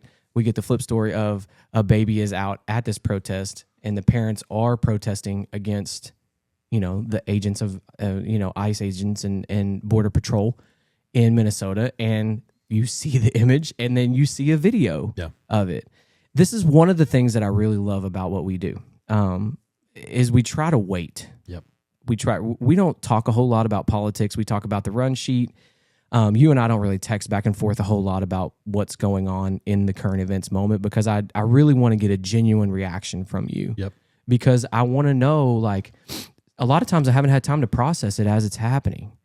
And so when it was, what's her name? The lady in the car that got shot. Renee Good. I wanted to say Rebecca Good, but that's not who it was. That's her spouse's name. Yeah. And that's a person we went to high school with. like when I see that, and it makes me feel a certain way, right? When I see the guy get killed in the street, Yeah. the NICU nurse or whatever, Alex ICU, Alex Preddy, it makes me feel a certain way. Right. Then I always, no matter what the news story is, good, bad, or indifferent, I consciously make a decision, and I encourage everyone to do this. Take a breath, get off social media for a couple of hours, and then digest what you just saw. Because if you stay on there and you scroll and you scroll and you scroll and you scroll, you're going to put yourself in a mindset of where it's not good for your mental health. Right. And I know Rogan talks about this a lot. I've practiced a lot of what he says. I try to post, especially like if I think I'm going to post something that's somewhat controversial for us, I try not to get on there and read the comments. Occasionally I do, especially like if we get a one that hits 600,000 views. I'm like, holy cow, what is this? Yeah. We'll talk about that one here in just a minute. But I just, when I see stuff like this, it really, really bothers me because you have so many people on both sides who, I'm going to use a word that I don't like using, but they radicalize themselves to this story. Yes. And they don't wait to see what comes from it. Yeah. Like it turns out the pretty guy had already like kicked a couple of ICE cars and had destroyed a couple of them. And his parents, I think, dad, had already warned Homeland Security that he was possibly doing something. There's now been text messages that have been released. Yep. And so, like, I'm not saying... Tom Homan said it the best. I call him Big Tom on our socials, by the way. Big Tom said it the best. He doesn't ever want anyone to die. Yeah. Ever. It doesn't matter if it's from the left, from the right, from the center, male, female, whatever. Right. He doesn't ever want anyone to die. And so how do we go about our job when this is happening? Yeah. And so I've listened to a lot of the stuff about Preddy and how, may have been a misfire of the gun. Yeah. There's a lot of conversation going on about. I own that gun, and it is a risk of that gun. And it just continually reinforces what I already know is that when we have an incident like this, something else will happen in the near future, whatever it is. Take a pause, reflect on your own thoughts, your own what you believe to be true, what you believe to be your understanding of a situation, and then think about how would I react? Like if I'm in that same boat, first off, I wouldn't be, but if I am, and I'm a CHL carrier and I'm in that position, the first thing I'm letting those guys know is I have a gun. I'm carrying, I'm going to back up and we can have a personal conversation about this. But I don't know how many people have been I've never been in a situation like that where there's people protesting things like that, but I have been in high stress situations where people are at 1,000 and you have to try to navigate those feelings. Right. In the education system, it's not to this level, but it is. There are situations that you get yourself into, and in coaching, where you have to check yourself, check your emotions, check your thoughts, and be sure that you're in control of yourself. Yeah. And when the situation that happened in Minnesota with Preddy, when you got people blowing these high pitch whistles nonstop, and your brain is already at 100. So they're at 100. The ICE agents are at 100. They're trying to do what they know to be correct, and then you have something like this happen. Yeah. And so it's really, really difficult. And going back, we're going to talk a little bit about Minnesota here in just a second, but going back to those propagandas, sorry, allergies. If we continue to elevate these times, if we continue to have a Tim Walz and then the mayor of Minneapolis come out and say some of the things that they've said, you're going to continue to have events like this. Yeah. And the fault is just as much on the ICE agents for shooting him, for Preddy for being in a position that he shouldn't have been in. And it's also on Walz and the mayor, because they're the ones that are elevating all of this to 100 nonstop. Right. And I read some reports this week, some of the numbers, and you're seeing this all over social media. Like, I think there's been 12,000 arrests in Minnesota, and there's been 88,000 in Texas, and we haven't had any of this. Yeah. And so it just makes me remind myself and remind people that listen, take pause, think through what you know to be true, what you believe, and then react. Yeah, it is valuable to also, like we talked about, give it some time. For example, with Renee Good, the initial story was she's just trying to drop her kid off at school and got caught up in the middle of this. Right. Not true at all. Not even close. Went there on purpose. Her wife gets out of the car to video what she's doing. She pulls off the side of the road. The ICE agents start to move down the road. She pulls her car up more into the road to block them. They're not having that. They order her to get out of the car. She doesn't. She goes forward. She hits the ICE agent.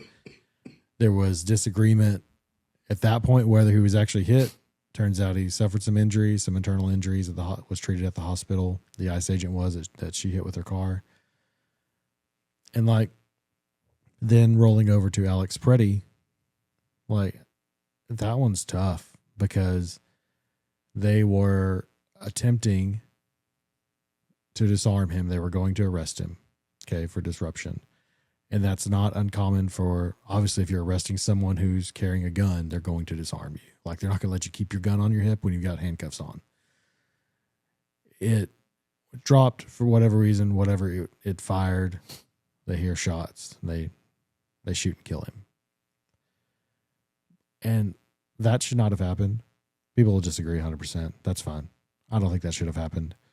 I agree with you. But for Alex, you're going to a protest. You've been protesting. You've spit on ICE agents. You've kicked their vehicles, knocked their taillights out, and you're showing up with a gun. Buddy, what did you think was going to happen? Yeah. Like you say, we have what they call a constitutional carry, which is open carry. We also have, if you're permitted, concealed carry. I don't ever open carry. I do concealed carry. And every single time you do, you've got to understand the consequences if I am now carrying a weapon. That escalates everything immediately. Every situation you're in. We've had shootings and things at grocery stores before. Yeah. So if I'm carrying and I'm in a grocery store, I am now, if that happens, better protected because I'm carrying, but also I've now brought a gun into a situation. Right. And you've got to have that maturity and training and wherewithal when you're carrying to understand that you have, just by the very act of carrying a gun, you've already escalated any situation you may get into. You're not handling that with your hands anymore. And the ICE agents are armed as well. And you're here's the thing, just to take it completely out of this. If I'm just walking down the street in Dallas and I'm concealed carrying or open, which I never open carry. But say I am, and they've got somebody pulled over right there on the side of the street, I'm crossing to the other side of the street. I'm not about to walk up into a police arrest, into a police action carrying a gun. Right. It's never, ever going to happen. And it's not going to end well. No. I'm walking into their police action carrying a gun? No. Yeah. And I'm not saying the guy's dumb and that's why he got shot, but golly. What did you think was going to happen? It is a sad and tragic story, but it's not a story that you can't look at and go, how did that happen? Yeah. The same thing with Renee Good being shot. It is sad and it's tragic, but it's not a story that you look at and think to yourself, now, how did that happen? Yeah. Well, they went there. Wife jumps out of the car, so I'm going to video you doing this. And she said some crazy mess about we had whistles, they had guns. What the heck did you expect? They're federal agents. Yeah. Well, and then it brings us to the arrest of Don Lemon, right? And we're hold on, I don't want to jump that far just yet.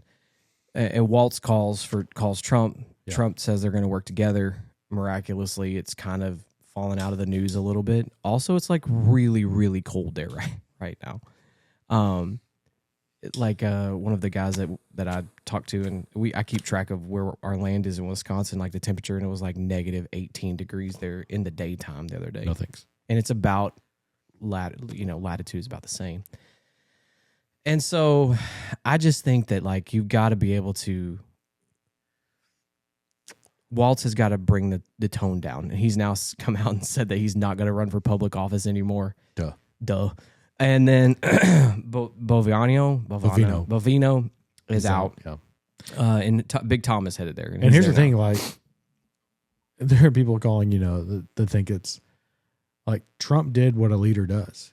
His guy on the ground, which is the head of DHS, Dan Bovino, was not getting the job done. So he put the border czar, Tom Homan, on the ground. He made a change in leadership. Right. It doesn't automatically mean that the ICE agents were wrong. That's not what he's saying. But that's an issue we can discuss like we just did. But he made a change in leadership because the guy on the ground wasn't getting the job done. Well, and the messaging wasn't great either. Right.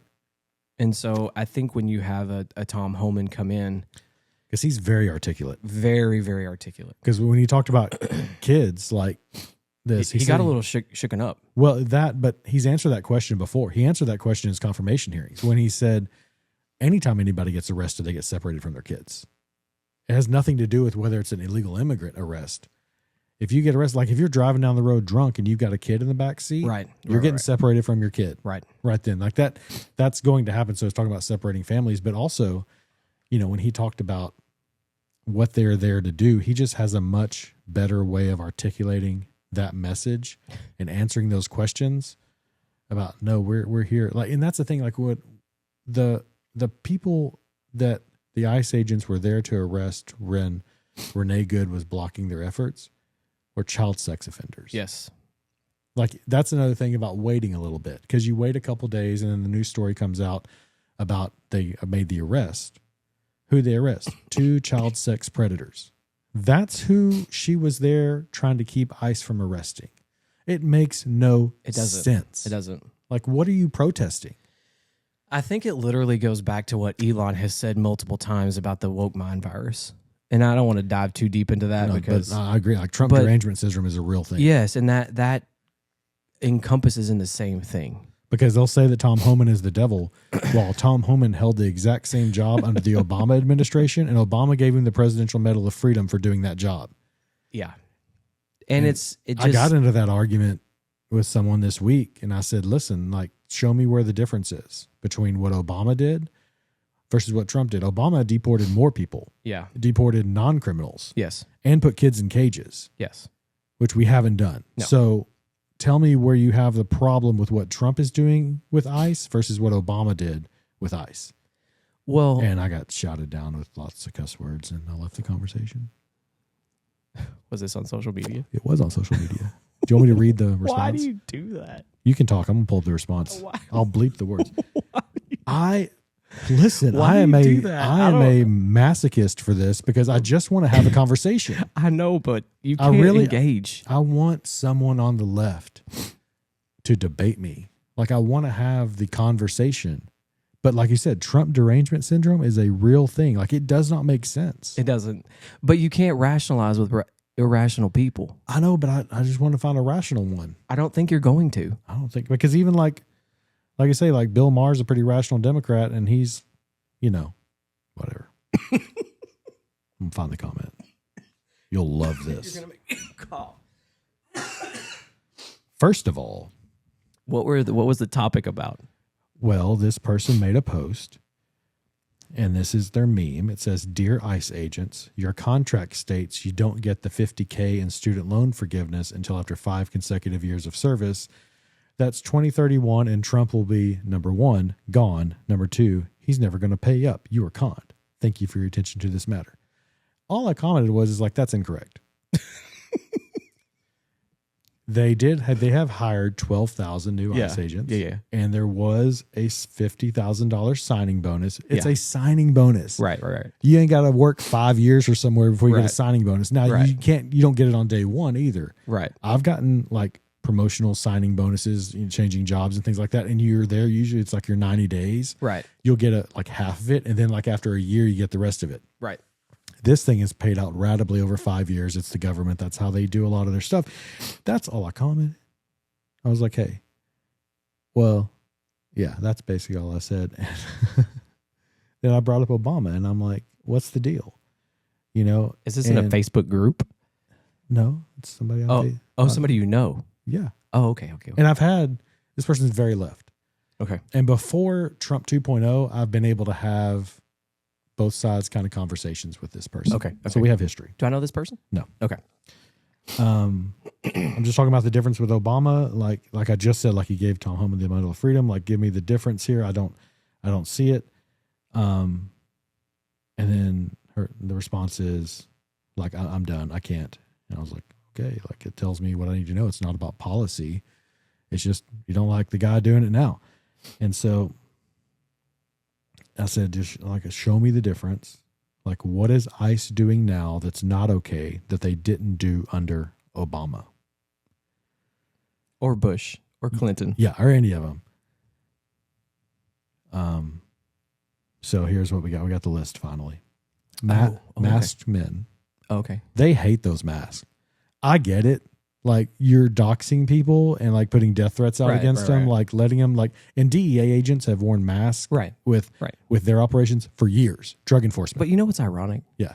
Is they wanted everybody to wear a mask 4 or 5 years ago. That is ironic. It's ironic, right? Yeah. Like, you got chastised if you didn't have a mask on. And now they I don't know what happened, but the LA police chief came out and said he wasn't going to enforce Newsom's unmasking rule because they made this law saying that federal agents couldn't wear masks, which we talked about on the podcast briefly. Like, can a state government supersede federal on that? The answer is no.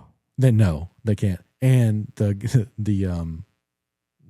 police chief in LA is like, yeah, we're not enforcing this. We're not trying to cite federal agents with misdemeanors. Hold on just a second. Let's go back to Minnesota. It is literally negative 10 degrees in the daytime. Yeah, there's a reason to wear a gaiter anyway. Yeah. I mean, even if you are covering your face, it's really cold. Unmarked uniforms. I haven't seen that. Haven't seen that. I've seen ICE labels all over everybody. In fact, they did an SNL skit and they all wore, I mean, I don't know, maybe. But I also don't think plainclothes officers is a brand new idea. I think we've had that before. Pretty sure. Yeah. I think. So that's cool. Using children as bait. Haven't seen that, but we just gave 2 examples where that was not true. Yeah, that's not true. Right. But side note, I don't care so much. Like, I don't want to use them as bait, but if you're going to sit outside where they pick their kid up from school and arrest somebody. Okay. I may not like it, but don't break the law. Yeah. Murdering people in the street. The 2 people we just talked about. Okay. Again, but like, people who are on the left are never going to see that as okay. They're never going to come, I think, to the same conclusion we're coming to of like, it stinks, but you don't look at that and say, how did this happen? Like, no, asking for papers for no other reason than their skin color, name, or accent. Okay. I don't.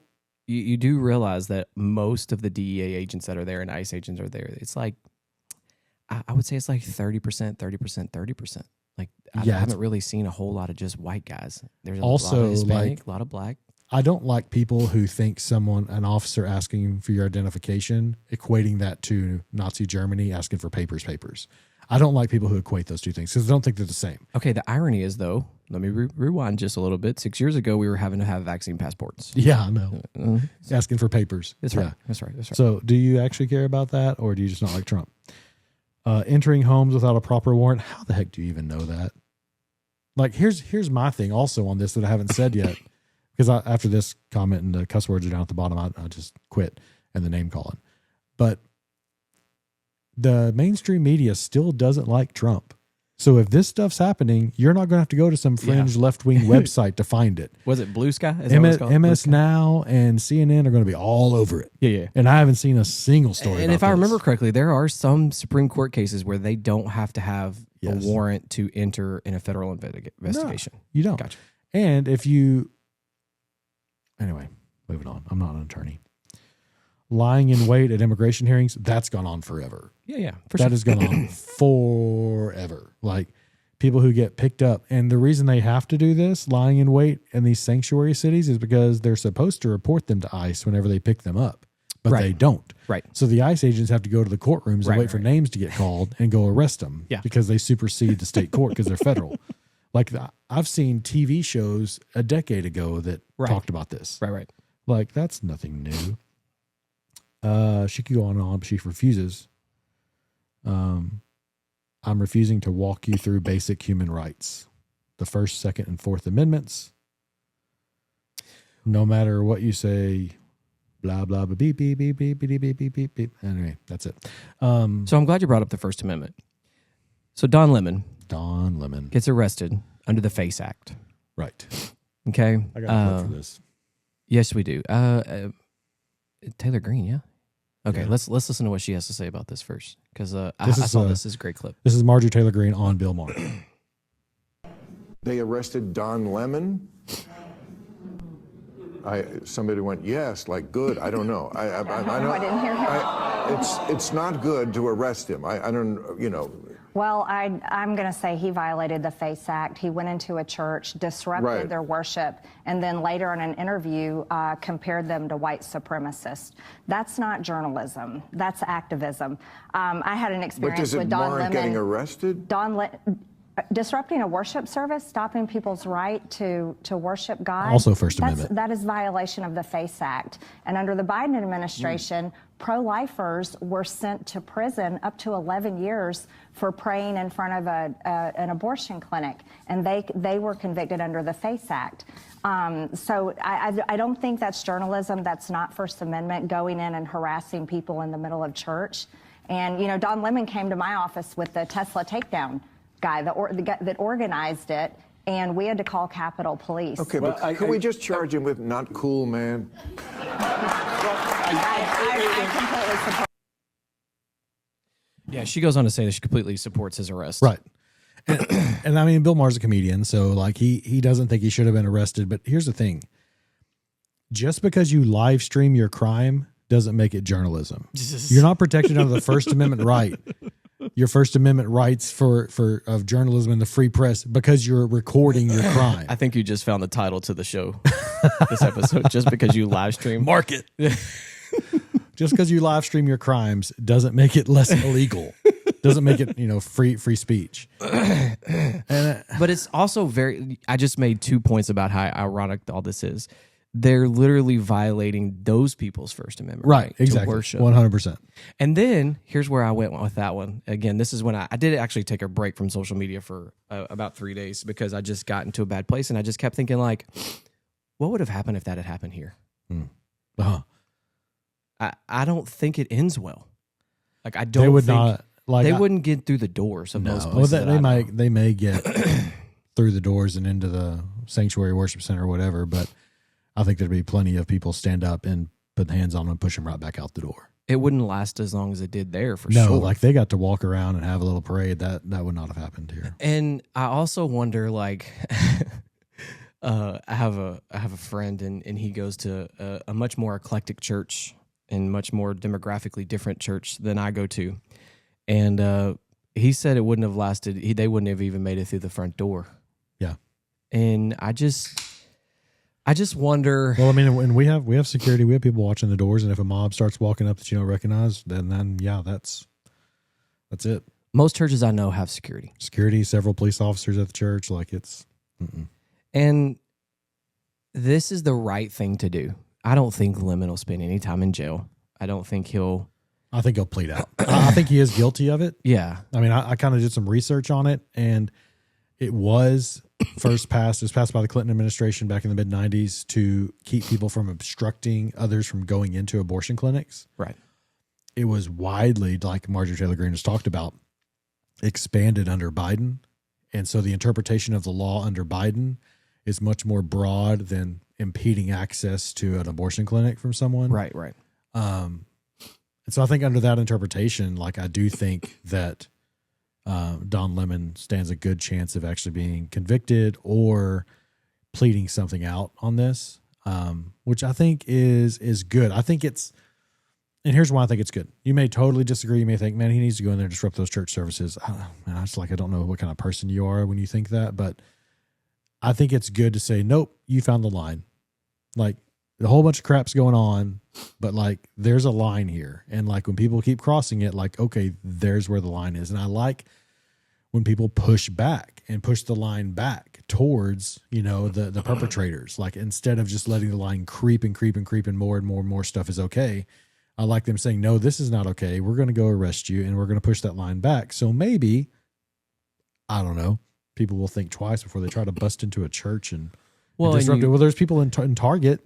This is a returning salt.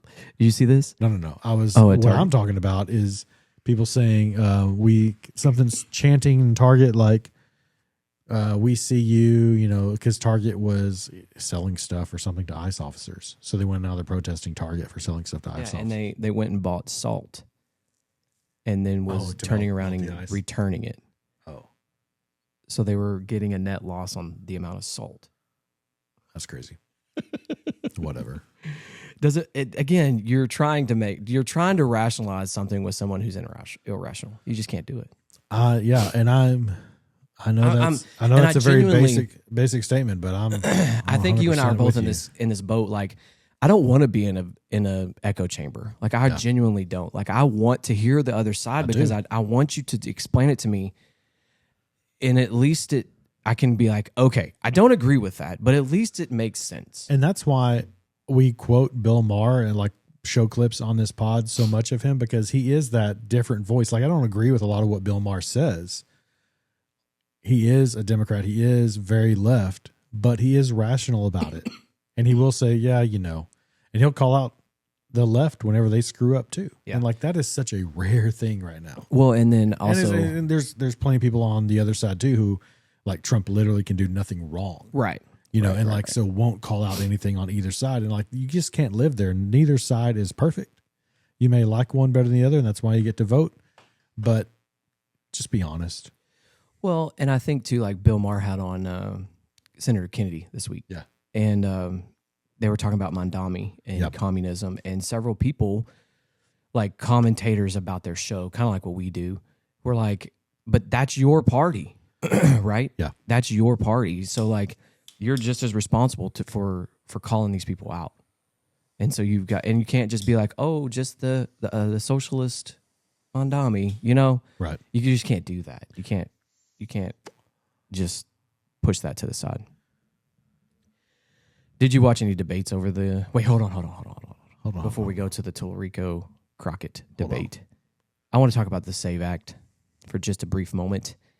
And I wanted to put this screen up on the screen because on the screen you'll see, and I put this on our social media as well already. In the green, you have strict photo IDs. We're talking about photo ID for elections.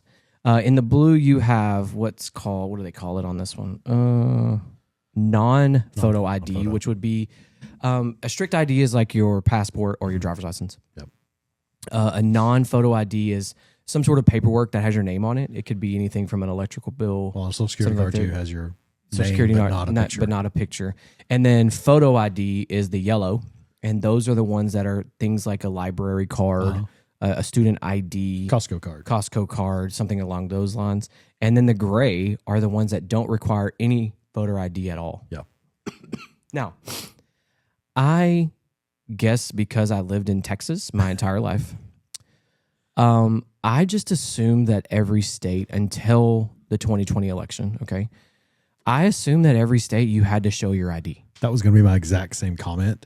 Is it because I've always had to show my driver's license to go vote? I'm like, doesn't everybody have to do this? Right. And it really wasn't until I listened to Rogan. And I listened to Rogan kind of like you watched The West Wing. I just listened to it as I'm doing things. Mm-hmm. And if he has somebody on that I'm super interested in, I'll go back and re-listen to it. But he has been on this boat about voter ID. Like, why in the world don't we have it already? Right. Right.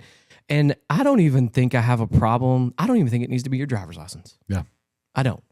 If you have some form of identification that identifies who you are and some sort of way to prove where you live, an electric bill, a bank statement, something along those lines that you have to sign up to get, I don't have a problem with you voting. Right. I will go as far, and this is definitely not a conservative thing to say, I don't even really care if you're a citizen. If you have some sort of, but no, Clint, for real, like if you have some way to prove your name and where you live, then that probably means that you're paying taxes. Okay, I realize it's not a very conservative thing to say. But at the same time, how come we don't just put ourselves on buses and go out to California and vote? Yeah. Like, I'm being serious. Like, let's ship a whole bunch of people from Texas out to California. I'm Jim Bob. I live in LA. Let me vote. You see what I'm saying? Like, we're shipping all these people, and people are leaving California left and right. But they're coming to states that require you to have identification. They're going to Arizona, Florida, Texas, where you are required, and Montana and Idaho, where you're required to have voter ID in order to vote. Yeah. And I cannot, this is another thing, I cannot understand from the left. You have to have ID to buy alcohol. Yeah. You have to have some sort of identification to purchase certain things. Yeah. Like, shoot, you go buy super glue at Walmart, you got to have ID. Mm-hmm. So why is it not racist to say you have to have ID to buy alcohol and cigarettes, but it is racist to say you have to have voter ID to vote? I agree with everything you're saying, but you're not constitutionally protected to need alcohol and cigarettes. Maybe we should be. So it's like, when you're talking about being able to do some things that require an ID, like being able to vote is on a different level. But I also believe that voting is a privilege and you should be able to go, like, say you don't drive. That's fine. Can't pass the driver's test. That doesn't mean you can't vote anymore. You go get a state ID. Right. And like we have elections every single year, the major ones every 2 years. Like that, you have time. You have time to go get an ID. And there's no excuse anymore. No. It's all over social media. And we're, as my wife likes to say, Don Huffines really wants her. For some reason, Don Huffines is texting my wife. I'm about to have a conversation with Mr. Huffines and his talk campaign. with that guy. Hey, Listen. hey now. Back it off. But you're getting these text messages, you're getting these emails, you're getting on Facebook. Most 99% of people are on some sort of social media. It's everywhere. Yeah. And there's just no excuse anymore. No. And now we have the SAVE Act that's trying to be passed. The government is in a partial shutdown. Yeah. I promised Clint we wouldn't talk about government shutdowns anymore, but we are in a partial shutdown. I think it'll be fixed by Monday. The one story I saw about the SAVE Act was like Republicans trying to push bills through Congress that would restrict voting. I mean, that again. Restrict voting because you want an ID. Yeah. Completely irrational. I just don't understand, like, I'm not saying if your state wants to hold state elections and you don't want to have voter ID, okay, that's your right as a state. But I think there's too much in play for you to have federal elections and not require some form of identification. It should be simple. It should be like, I know you guys have been turned away before too because you moved and like we're in the wrong precinct. Mm-hmm. That's happened to me before. Like it should be that simple. It should be like, hey, these are the people that live in this precinct. They're on this list. Come show me your ID for this name matches this list. Here's your ballot. And nobody gets a ballot that's not on the list. It doesn't have an ID. And you know what? I had to go cast a provisional ballot one time. Same. Because I didn't get my stuff changed when I got moved, and that's 100% my fault. Right. That is not the government's fault. They didn't keep me from voting. I got to vote provisionally, but I kept me from being able to cast a regular ballot that year. It just doesn't make any sense to me. Yeah. And so now we are holding it up because Republicans don't want Democrats to vote. Yeah. All right. Sure. While we're talking about Democrats, did you watch the Tallarico Crockett debate? Not a word. Okay, I got like 15 minutes into the second question, and we're like 15 minutes. It was an hour long.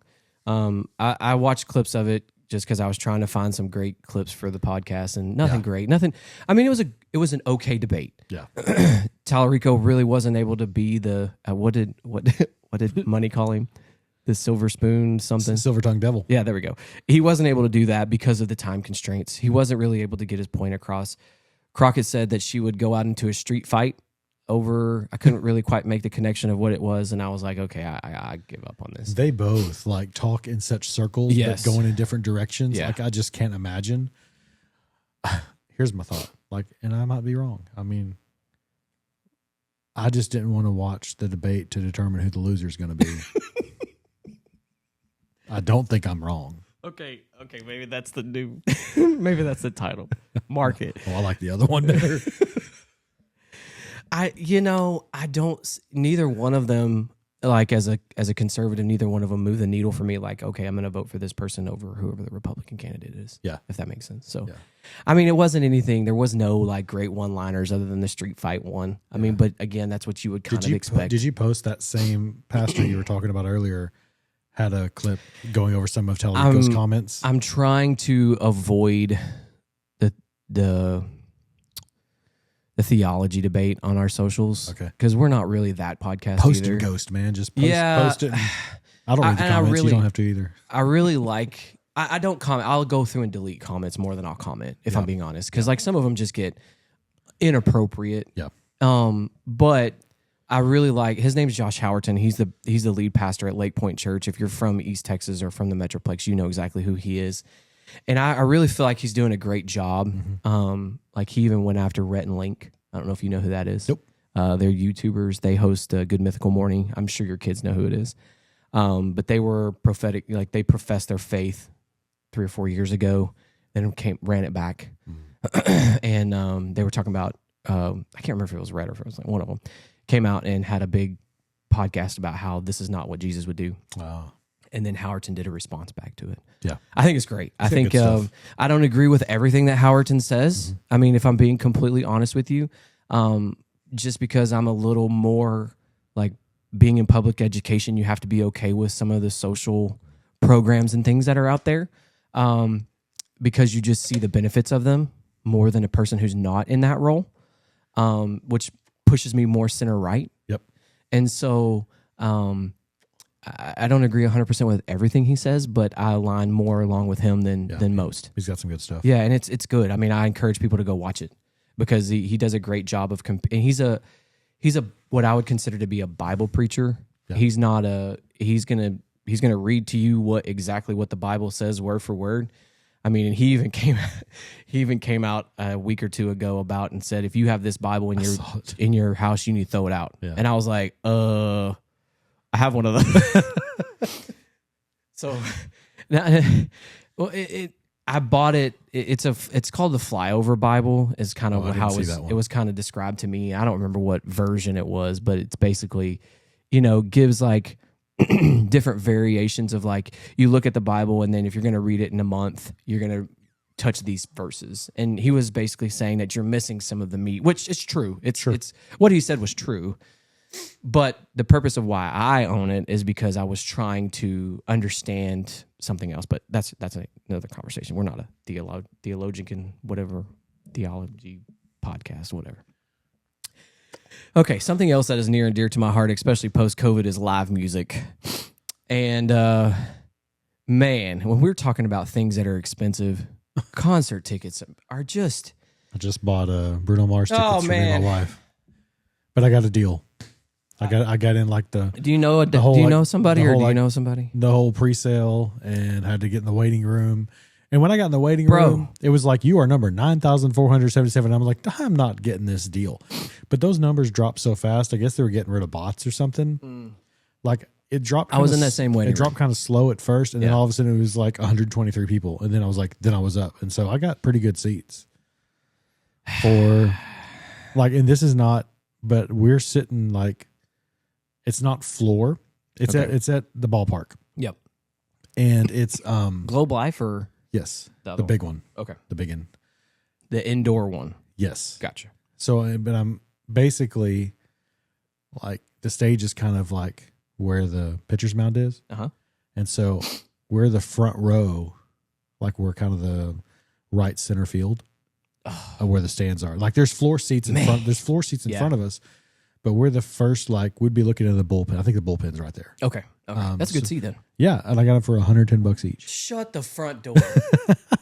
You should have texted me, man. I know everybody. I was sitting at lunch because they released them like at noon a couple weeks ago, and I was sitting at lunch with my people I work with, and they're like, "You need to buy as many as they'll let you buy, because like somebody's going to want those." And I was I would have paid double that. I would have paid you two. I would have made you. I would have paid your plane ticket to go to Vegas the next time with the extra $250 I would have given you. Well, I was trying to get him in Vegas too, but Bruno Mars is a funny story because he just paid off his gambling debt. So the reason he's been in residency in Vegas at Park MGM forever and ever, and that's a great theater too, the Dolby, because he's $40 million in debt to MGM. So he had to do that whole, and that's like legit. Like I thought it was a story. No, it's legit. No, it's a real deal. And he had to pay that off. So he's paid that off, and now he gets to go tour again. They let him out of jail in Vegas, basically. But man, Clint, I'm mad at you now. I know I should have bought. They only let you buy 4. Me, the wife. Yeah, you. I should have bought 4, but I'm like, I'd have paid for parking too. I know, and it was so funny because my oldest daughter texted me about an hour after that. She's like, "Hey, Bruno Mars is going to be in town this day," and I was like, "I know, I just got tickets." And she was like, "Yes," and I was like, "For me and Mom." Oh no. So anyway, it's going to be a good show. Yeah, I was in that same waiting lounge, and it was not They added $110. They added today. It was not $110 for that seat right there. Is probably $600 or $700. Really? Yes. Now, maybe I should just sell them. Listen to it on the radio. You're looking at me just now like, what do you take for him? Jeez. Well, because I really like, he's on the bucket list of people to see. If I'm being honest with you, He puts like, on a good show. There's very few people that I would pay quite a bit of money to see. The year that Whitney Houston died, like the day before the Grammys, he did a Grammys performance. Yes, It I is remember one that. of the best Grammy performances. Go YouTube and look that up, because Bruno Mars at the Grammys, the year Whitney Houston died, was one of the best Grammys performances. It's top 10. Yeah, I agree. But this is our friend of the show, Kid Rock, testifying in Congress. Play the clip real quick. There it is. Good afternoon. Thank you, Senator Blackburn and committee members, for this opportunity. My name is Robert Ritchie, PKA Kid Rock. I'm proud to say I've been packing arenas, amphitheaters, and stadiums with the greatest fans on earth for over 25 years. I'm also a capitalist. I'm here today because I love God. I love this country. I love live music and sports. And I believe music fans and artists have been getting screwed for far too long by the ticketing system. I'm in a unique position to testify because, unlike most of my peers, I am beholden to no one. No record companies, no managers, no corporate endorsements or deals. To put it plainly, I ain't scared. I ain't scared to speak out on these issues like many artists, managers, and agents are, for fear of biting the hand that feeds them. I'm here because hardworking Americans who love live music deserve better, and because artists deserve control over their own work. And let's be clear, this problem is older than timeouts and participation trophies. 30 years ago, members of the rock band Pearl Jam, members of the rock band Pearl Jam sat in these same seats, warning Congress about ticketing abuse. In 2009, Congress was told under oath that merging Live Nation and Ticketmaster would benefit artists and fans. The CEO of Live Nation called the merger an experiment and promised it would increase competition, empower artists, and lower costs. He also said, and I quote, "A system that empowers artists benefits everyone." Almost need a rim shot after that. The CEO of Ticketmaster at the time also testified in 2009 and said, "We believe the combination of our two companies will benefit artists, fans, theaters, sports teams, museums, and all the other facilities, performers, and spectators who use our services. The economic foundation that supported artists in the past is crumbling. Piracy is threatening their livelihood. Secondary ticketing is driving up prices for the fans with absolutely no benefit to the artist. Needless to say, that experiment has failed miserably." Okay, just as a precursor, I just happened to look up the tickets that Clint just bought for $110. $2,400. What? In that same section. All right, I got to sell them now. $2,497.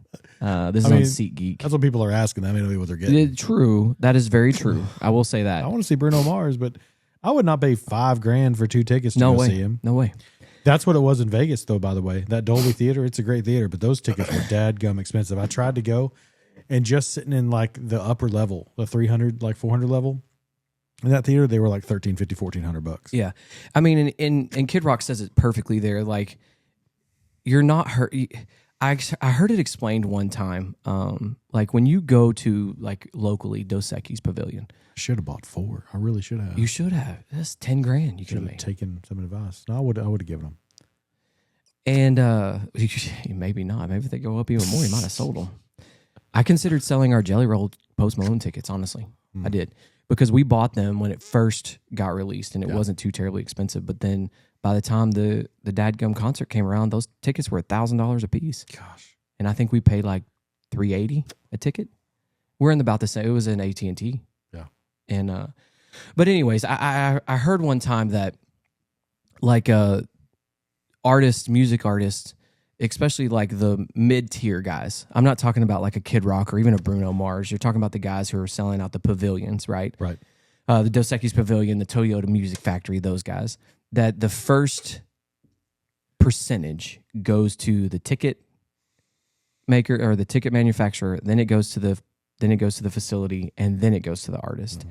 And most of those guys are touring on loans that they've been loaned by the music industry. Now, and I'm not against capitalism. I think it's a good thing that we have capitalism. And if you want to charge, if somebody's willing to pay $5,000 to go see Bruno Mars, more power to you. But you're excluding the people that really do want to go see people like that. When we went to Post, it was very obvious. It was very, very obvious that this was not the crowd that you would expect at a Jelly Roll Post Malone concert. I think I told on the podcast of the lady in the bathroom who was very upset that Post Malone was not a country. This was not a country concert. This is not what I signed up for. I'm like, lady, you obviously do not know what you signed up to come see. And so I do think that a lot of times it's not so much like you can go to a baseball game, into a basketball game, and get into the building for less than $50 a ticket. Now, they're going to be sky-high seats. Yeah. But concerts should not cost $5,000 to go see. No. Were you looking in section 110? Hold on. I'll look. I'll just pull up my ticket. Let's see here. Section 110. Hold on. This is great podcast. Okay, so this looks like you're in row 1. I am. That was in section 1. No, that was in section 10. So section 110, row 1, 2, 3, 4, 5, 6 is $1,300. 7 is $1,500. Oh my gosh. The top row is $757. Shut up. For those tickets right there. Well, it's going to be a good show. I'll report back. It's in April.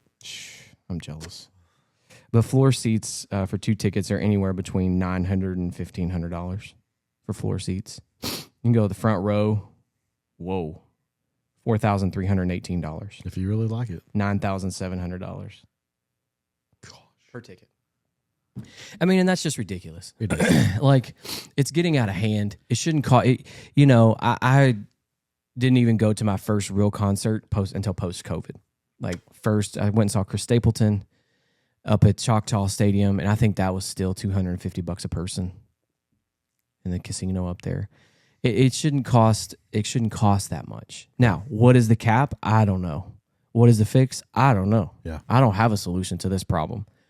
But obviously, if a person like Kid Rock is coming out and saying it, and he's not tied to anybody, yeah, and so he probably sells his own tickets, yeah, and that's probably the way that it's going to have to go. Is you're going to have to go around these Ticketmasters, kind of like what Banana Baseball did, Savannah Baseball, yeah, where if you see those on the aftermarket, they're not real tickets, right, and they say that you have to get into a waiting line. Now, the problem is you may not get to go because it sells out so quickly, and that's how the Savannah Bananas are. Like we've been waitlisted twice to go see them. Yeah, and it's still $80 a ticket, but that's at least reasonable. You know, a family can go watch that. Have you heard of Zayn? No. Okay, well they were in Vegas. I was just there a couple days ago, and whoever they are, maybe I'll need to check them out. I saw people lining up at 9:00. And so they have you, if you have a ticket for that day, you have to go line up in a queue at 9:00, and whoever gets first in line, you get to go, I guess, get wherever you're going to sit. So it's like 2 steps. Yeah. Which I would hate, because what if you're like flying in that day for the concert? Yeah. I don't know how that works. Like I want to research and look that up, because I'm like, what is even going on here? Yeah, but there's got to be a better solution than charging $9,000 to go see Bruno Mars. Yeah. But if the demand is there, then people are going to pay it. Free market. I want to go see Hardy. He's up in Oklahoma City in March and April. He's up there twice. I'll have to check that guy out. I want to go see Hardy, and I keep waiting for the tickets to come down because right now it's too expensive. I can't justify. It's like what we talked about, living above our means. I could spend $450 a ticket to go up there and see him. I can do it, but I don't want to. I don't want to spend $400. I don't want to spend $1,000 just on the tickets, and then you got to spend $1,000 on the hotel. You know, it's just not smart. So, all right, we're gonna have a new segment. I see Clint has a book on the table here. This new segment is called From the Cigar Lounge Bookshelf. I read in spurts lots of books. Like, for example, I just finished reading The Odyssey. When I teach that time period, I'm trying to read something that goes along in that time period. You gonna watch the movie? I'm going to go watch the movie, absolutely. In IMAX. I'm going to pay the extra, and I'm going to go watch it because it looks... Chris Nolan is phenomenal. He's a great director, and I like what that is. My brother-in-law gave me this book, The Untold Story of Biden's Fiasco and the American Warriors Who Fought to the End. This is about the Afghanistan extraction. The opening statements of this book make me wonder. It's called Kabul. Kabul. What did I say? You just gave the tagline. Oh, okay. I'm sorry. Yeah. And the opening statements in this book really make me question how he was ever elected. Yeah. There's some primary statements in the opening statements about from Obama, like give. I meant to bring it. I forgot it. Like give Joe a quarter and he's gonna F it up all the way around. You know, like literally he says something along those lines. It's in the first chapter or two, but it basically gives a day by day recollection from different points of view through these soldiers who were there, and it is heartbreaking. Like, it's not a book that you read and you're like, man, I feel really good about myself. Right. You know, I feel really good about being an American citizen at this moment as I'm reading through this book. It's a great book. I'm going to highly encourage it. I really think that we need to try to see both sides of everything. Yeah. And this is a tragedy all the way around. Yeah. When they're talking about the breaching of the gate, I don't remember which gate it was. There were several of them on that day. Yeah. Just terrible, tragic story. But I highly recommend it if you're into that type of book reading. Do you have one too? Because I got another one. Yeah, I saw you put the new segment on there. So this is what I'm reading right now. I bought this. We were down in Austin a few weeks ago, me and my wife, and there's a bookstore. My wife's a big reader. She read like 84 books last year. Holy cow. So yeah. I maybe started 84 She reads books. a lot. I don't read that much.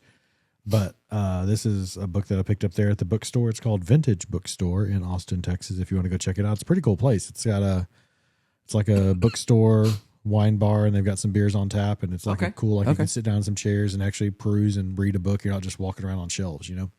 Cool place up in like kind of north east Austin.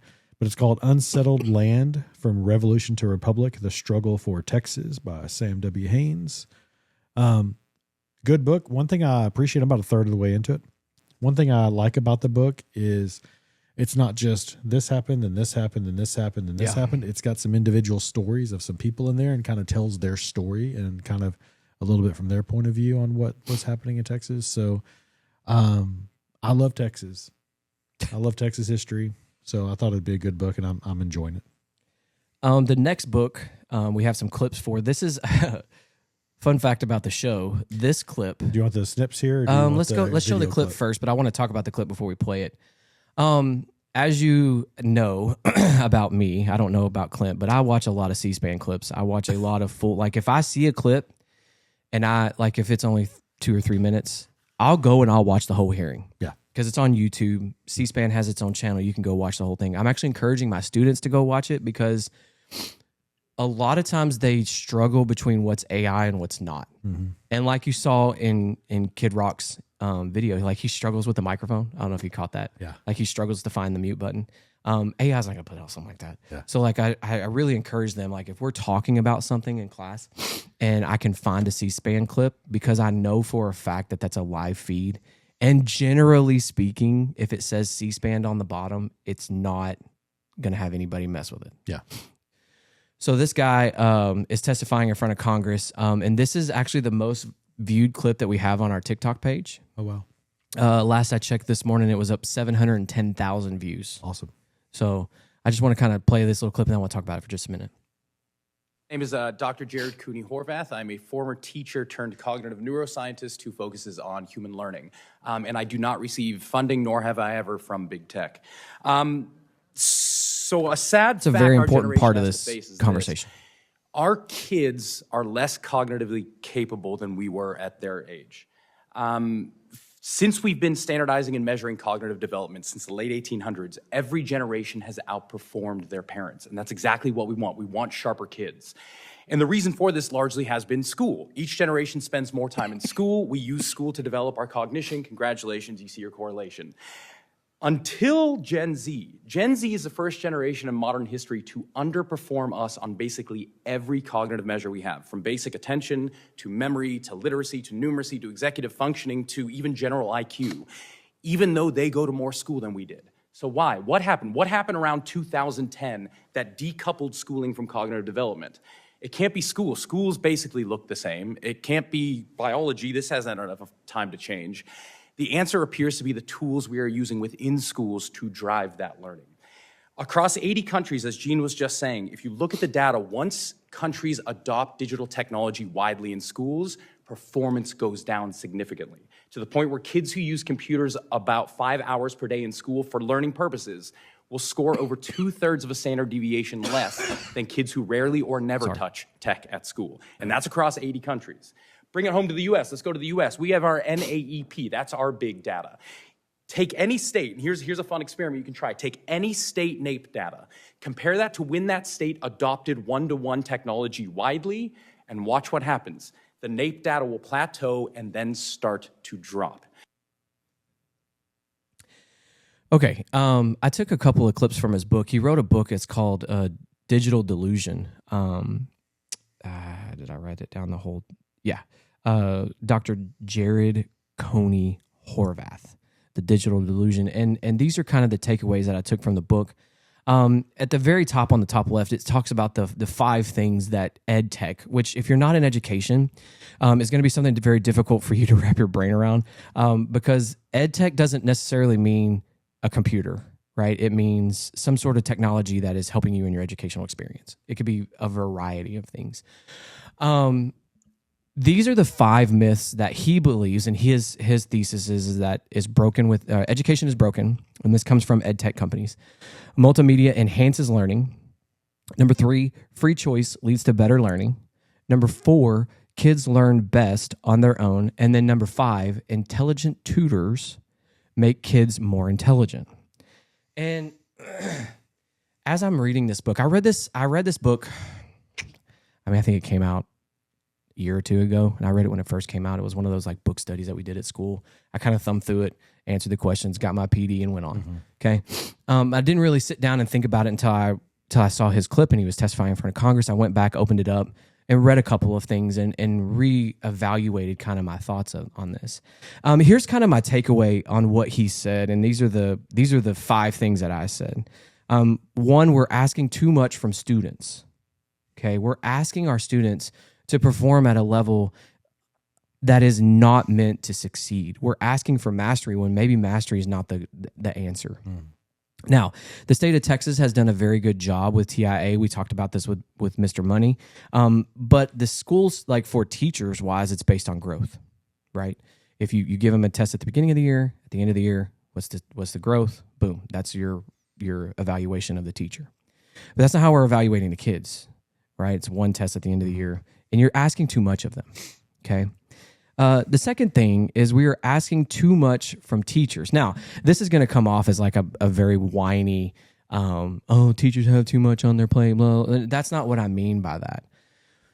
You're no longer just asked to teach the kids. And again, I can't remember. I have so many conversations with lots of different people, and sometimes I can't remember what you and I have talked about. But like, I'm no longer just a teacher of history. I'm also trying to manage this kid's emotional distress over here. Mm-hmm. I'm trying to manage this behavioral problem over here. I'm trying to manage this. I'm trying to manage this.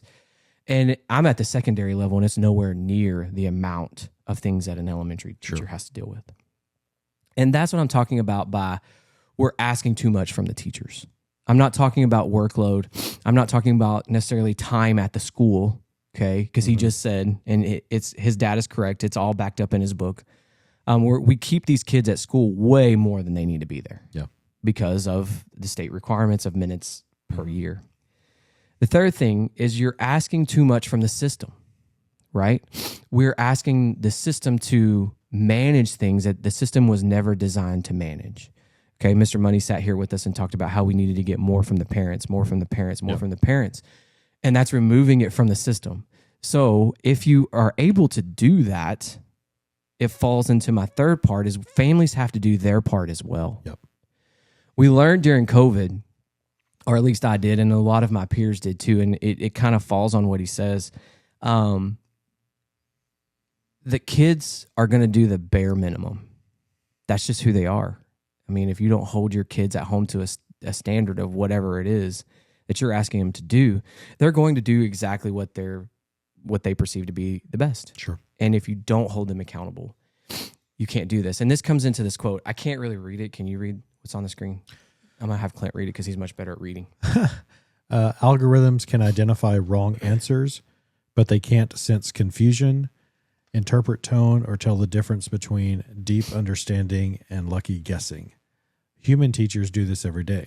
They read facial expressions, observe hesitation, and field spontaneous questions. Digital tools may be able to adapt instruction, but only teachers can humanize it. Okay, here's my point in this. When I'm welcoming my kid into the classroom, I know within a few seconds of seeing their face, their body language, what kind of day it's going to be. Mm-hmm. You can pick the kid who is your struggle kid, and you know exactly how that class is going to go. So you can usually nip that pretty quick. If you're a veteran teacher and you know exactly what you're doing, you've been in the classroom before, you know exactly what I'm talking about. This is what I'm worried about with the things like vouchers is we're going to just put the kids in front of a computer and expect them to learn, and they're not going to. Yeah. Because there's no one there to humanize the experience. And human teachers are the only way that you can do that. I'm at great risk for this as a student. So, Clint, as a student, this is a problem because I'm an excellent test taker. There are CPAs who are 10 times smarter than me who struggled more than I did to pass the CPA exams. Right. We talked about this. I can take a test and not know. I got my master's degree in 2015. It's been over 10 years. Hopefully we're past the statute of limitations. I didn't cheat. I passed governmental accounting, which is horrible. People who are made for governmental accounting, I'm not. You either like it or you don't. There's no middle ground.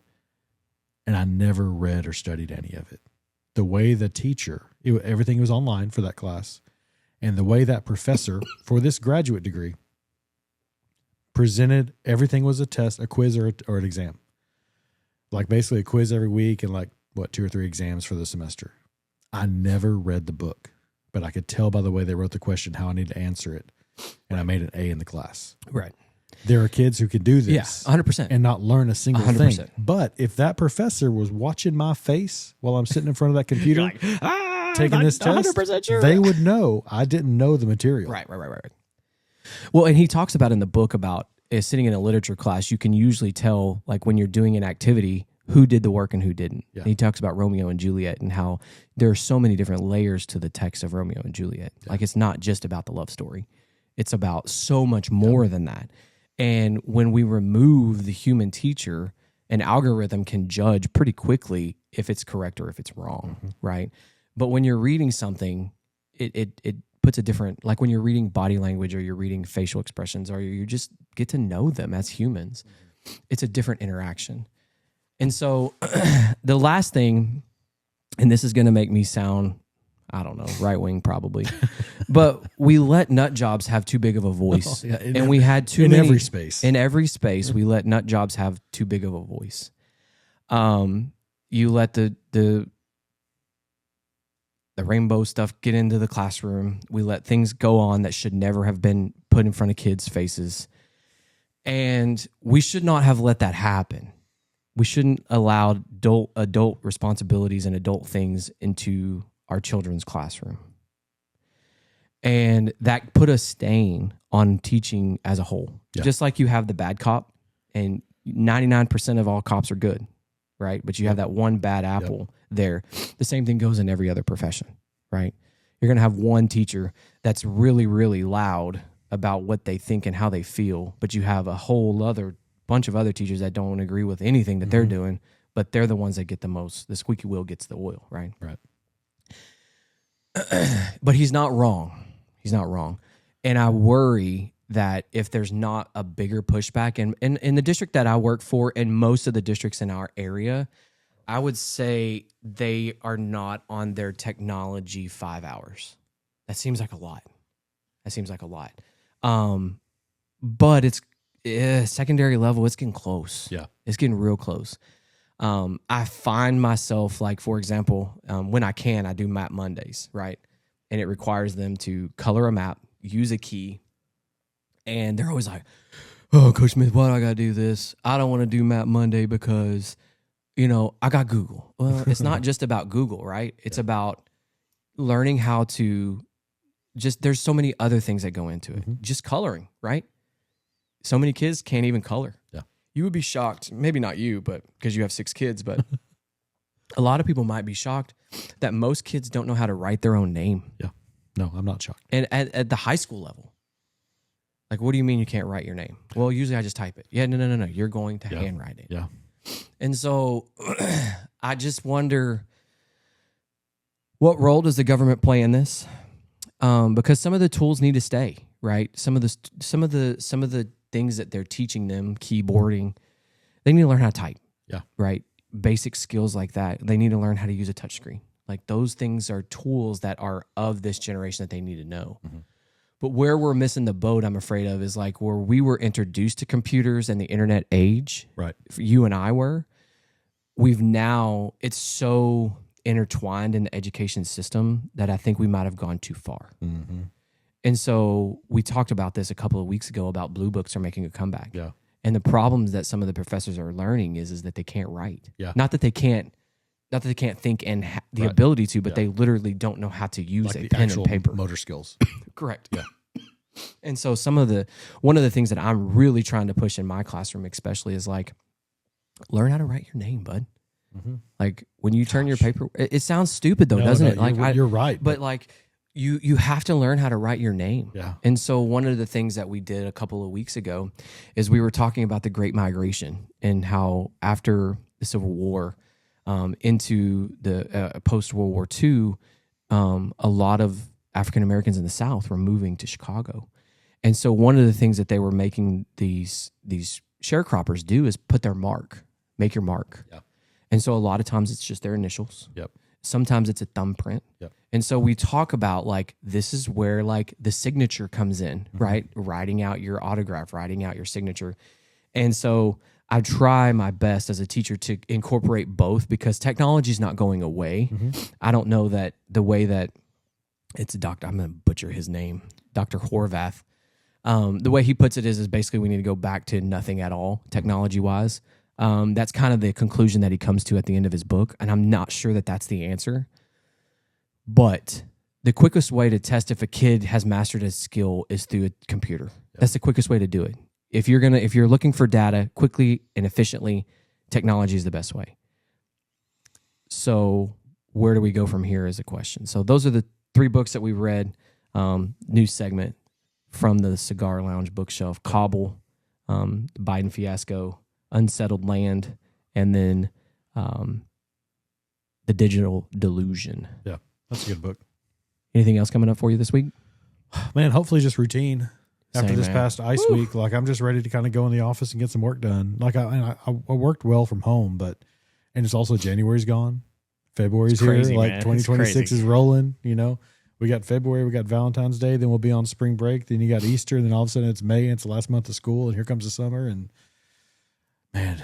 So as a spring Days are sport long, but coach, the years are short. Whew, it's a very true statement. As a spring sport coach, this is the last week I'll be in school for an entire week. Oh, yeah. Until May. Yeah, we start soccer practice tomorrow night. Oh, man. See, we're wrapping up basketball. You notice I haven't talked a whole lot about that.